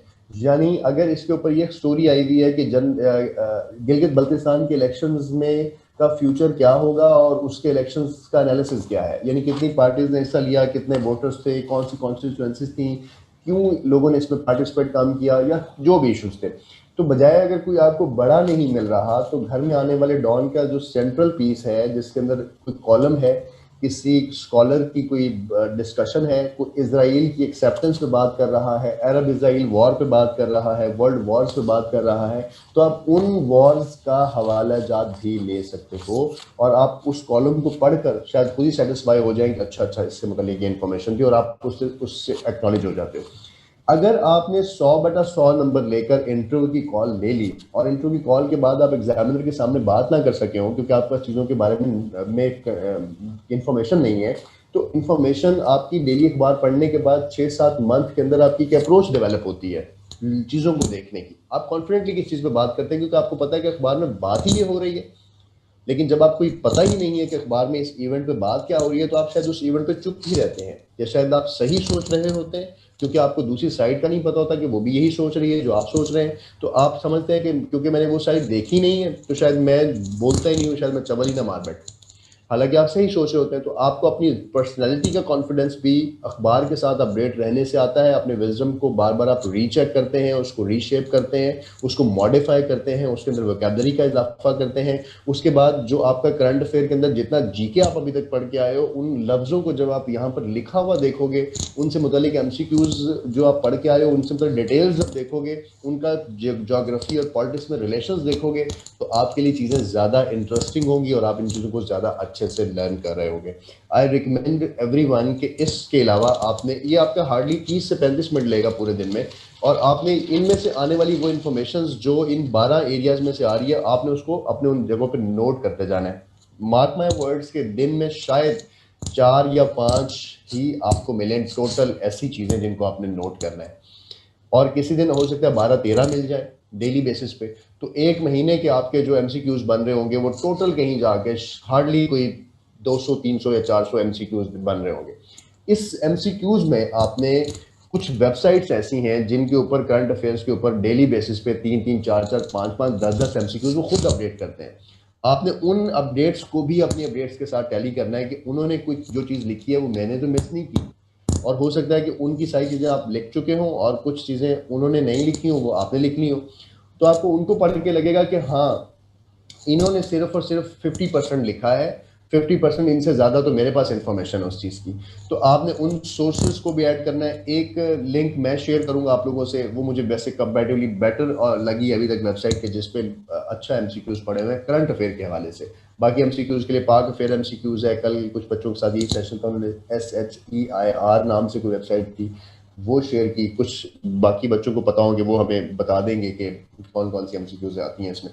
अच्छा, इसके अलावा हम अपने जो एमसीक्यूज हैं, आप किसी भी टाइम का, जैसे इस बच्चे ने भी हमारे साथ मेंशन किया है, किसी भी टाइम की न्यूज़ सुन लें। लाजमी नहीं कि आप 9 PM सुने, किसी भी टाइम का बुलेटिन सुने, यानी या 3 PM का या 6 PM का या 9 PM का। 9 PM में ये होता है कि पूरा दिन क्लोज हो रहा होता है, तो आप उसकी क्लोजिंग समरी जो है वो पढ़ सकते हैं और एक दफ़ा आप अपडेट रहें व्हाट्स गोइंग ऑन अराउंड। और अगर कोई ऐसी चीज़ जो आपके एमसीक्यूज या जीके से रिलेटेड है, उसकी आप स्टोरीज और उसमें जा सकते हैं।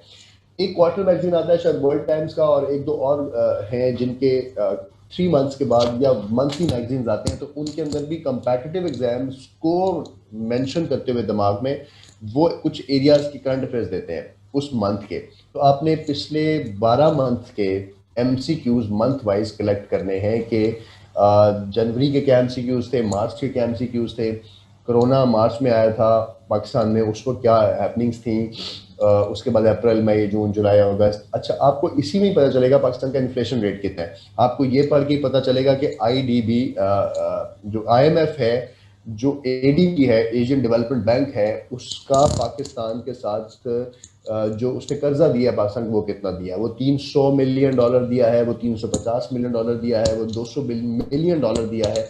तो एमसीक्यूज क्या आएगा कि ADB ने पाकिस्तान को जो रिसेंट ग्रांट दी है कर्जे की वो कितनी है, क्योंकि आपने यहाँ से पढ़ा होगा तो आपका वो तुक्का ठीक होगा। और जो लोग इस 10-12 नंबर्स आपके अनइंटेंशनली वो नंबर्स बढ़े होंगे, और लाजमी नहीं कि आपका करंट अफेयर सीधा हो रहा हो, आपके बहुत सारे जीके के एमसीक्यूज भी इससे हैंडल हो रहे होंगे।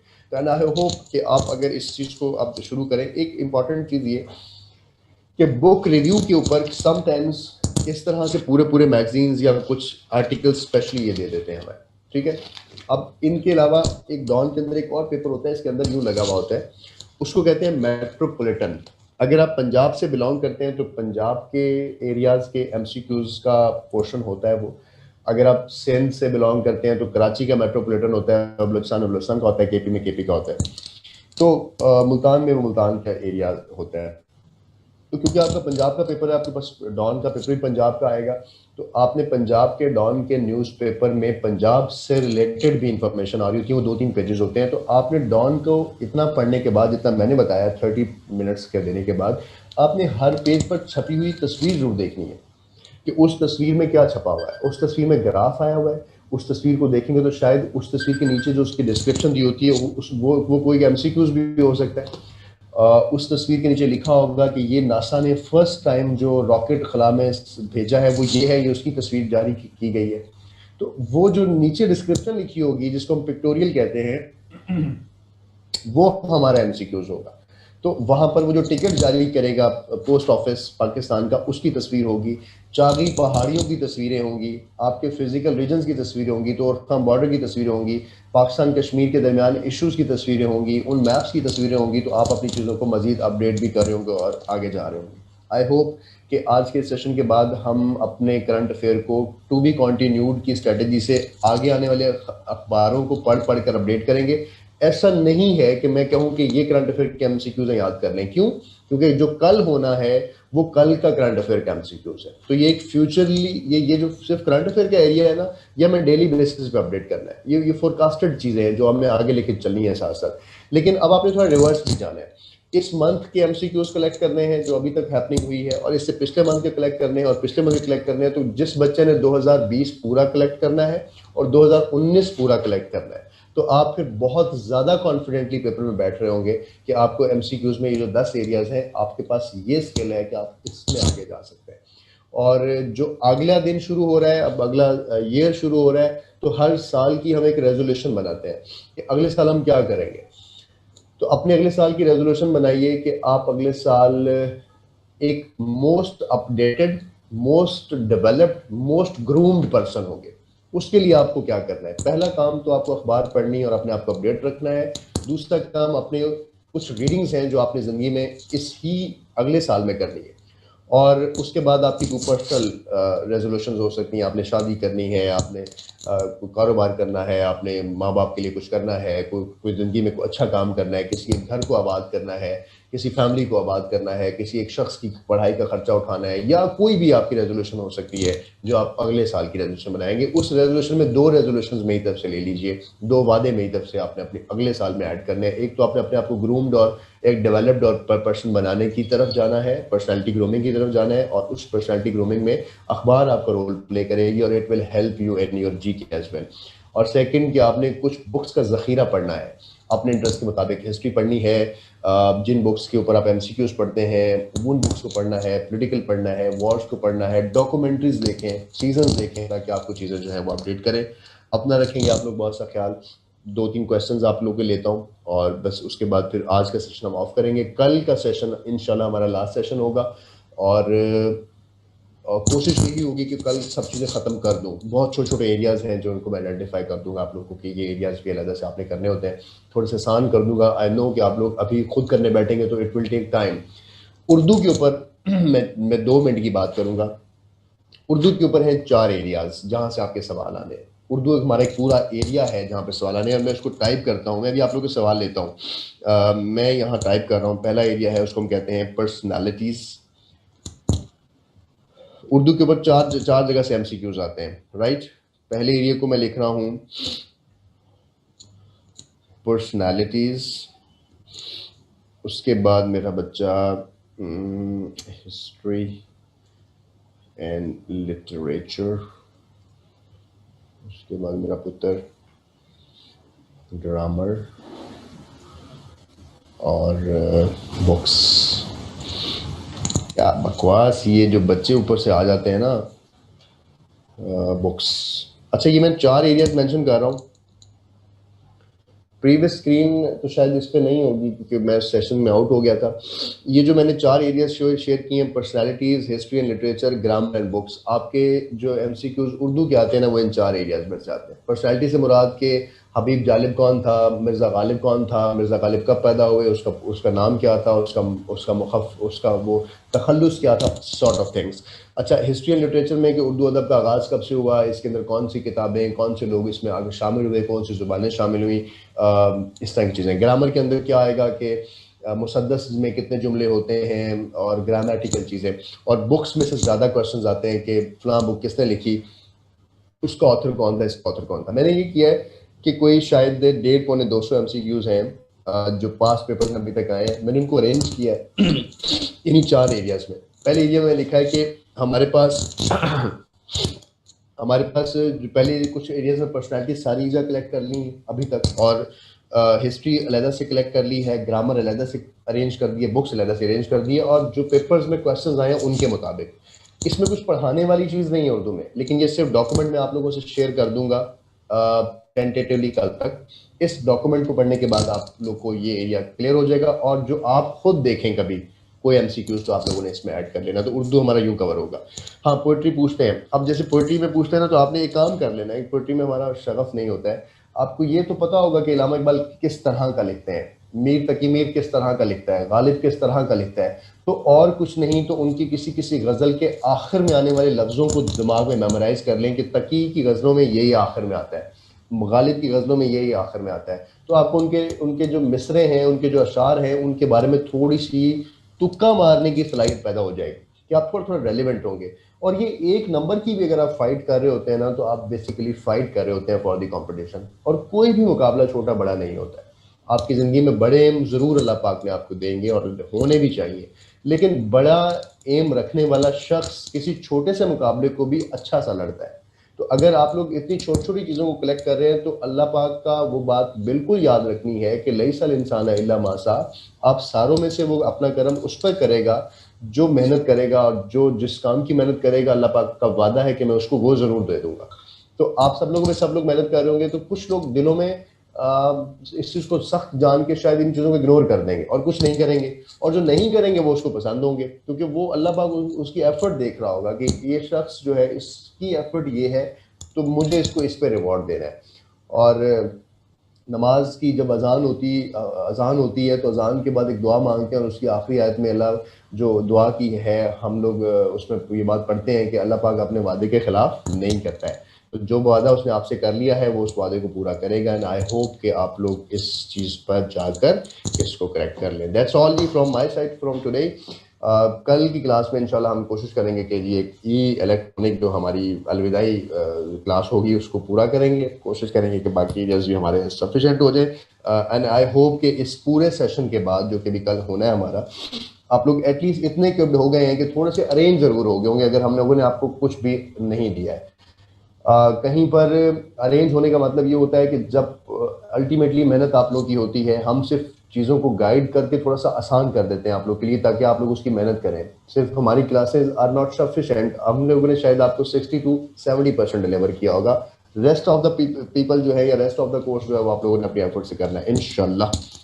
और टेस्ट होंगे नोवा की तरफ से, कुछ कुछ टेस्ट आप लोग के सिविलाइजेशंस, कल मैंने आपको वर्ल्ड वॉर्स करवानी है, सिविलाइजेशंस करवानी है, स्पोर्ट्स करवाना है, वर्ल्ड वंडर्स करवाने हैं। उसके बाद आप लोगों को मैंने इस तरह के कुछ मिसलिनियस करवाने हैं, एयरवेज करवानी है, और कुछ छोटी छोटी चीज़ें मेरे पास लिखी होती हैं, अलहदा से पेज के ऊपर हैं। वो सारे एरियाज में 1 by 1 पेजेस वाइज जाऊंगा और आप लोगों को गो थ्रू करवा दूंगा इंशाल्लाह, नो वरीज।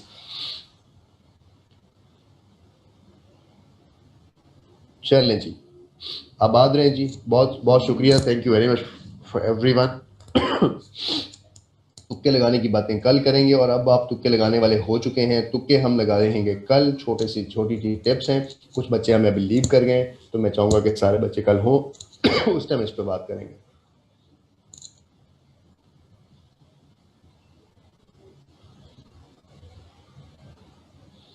प्रॉमिस पूरा है बेटा, प्रॉमिस। आप बस किसी भी अच्छी कॉज के रेजोल्यूशंस पूरे करेंगे तो आप प्रॉमिस ही प्रॉमिस पूरा करेंगे।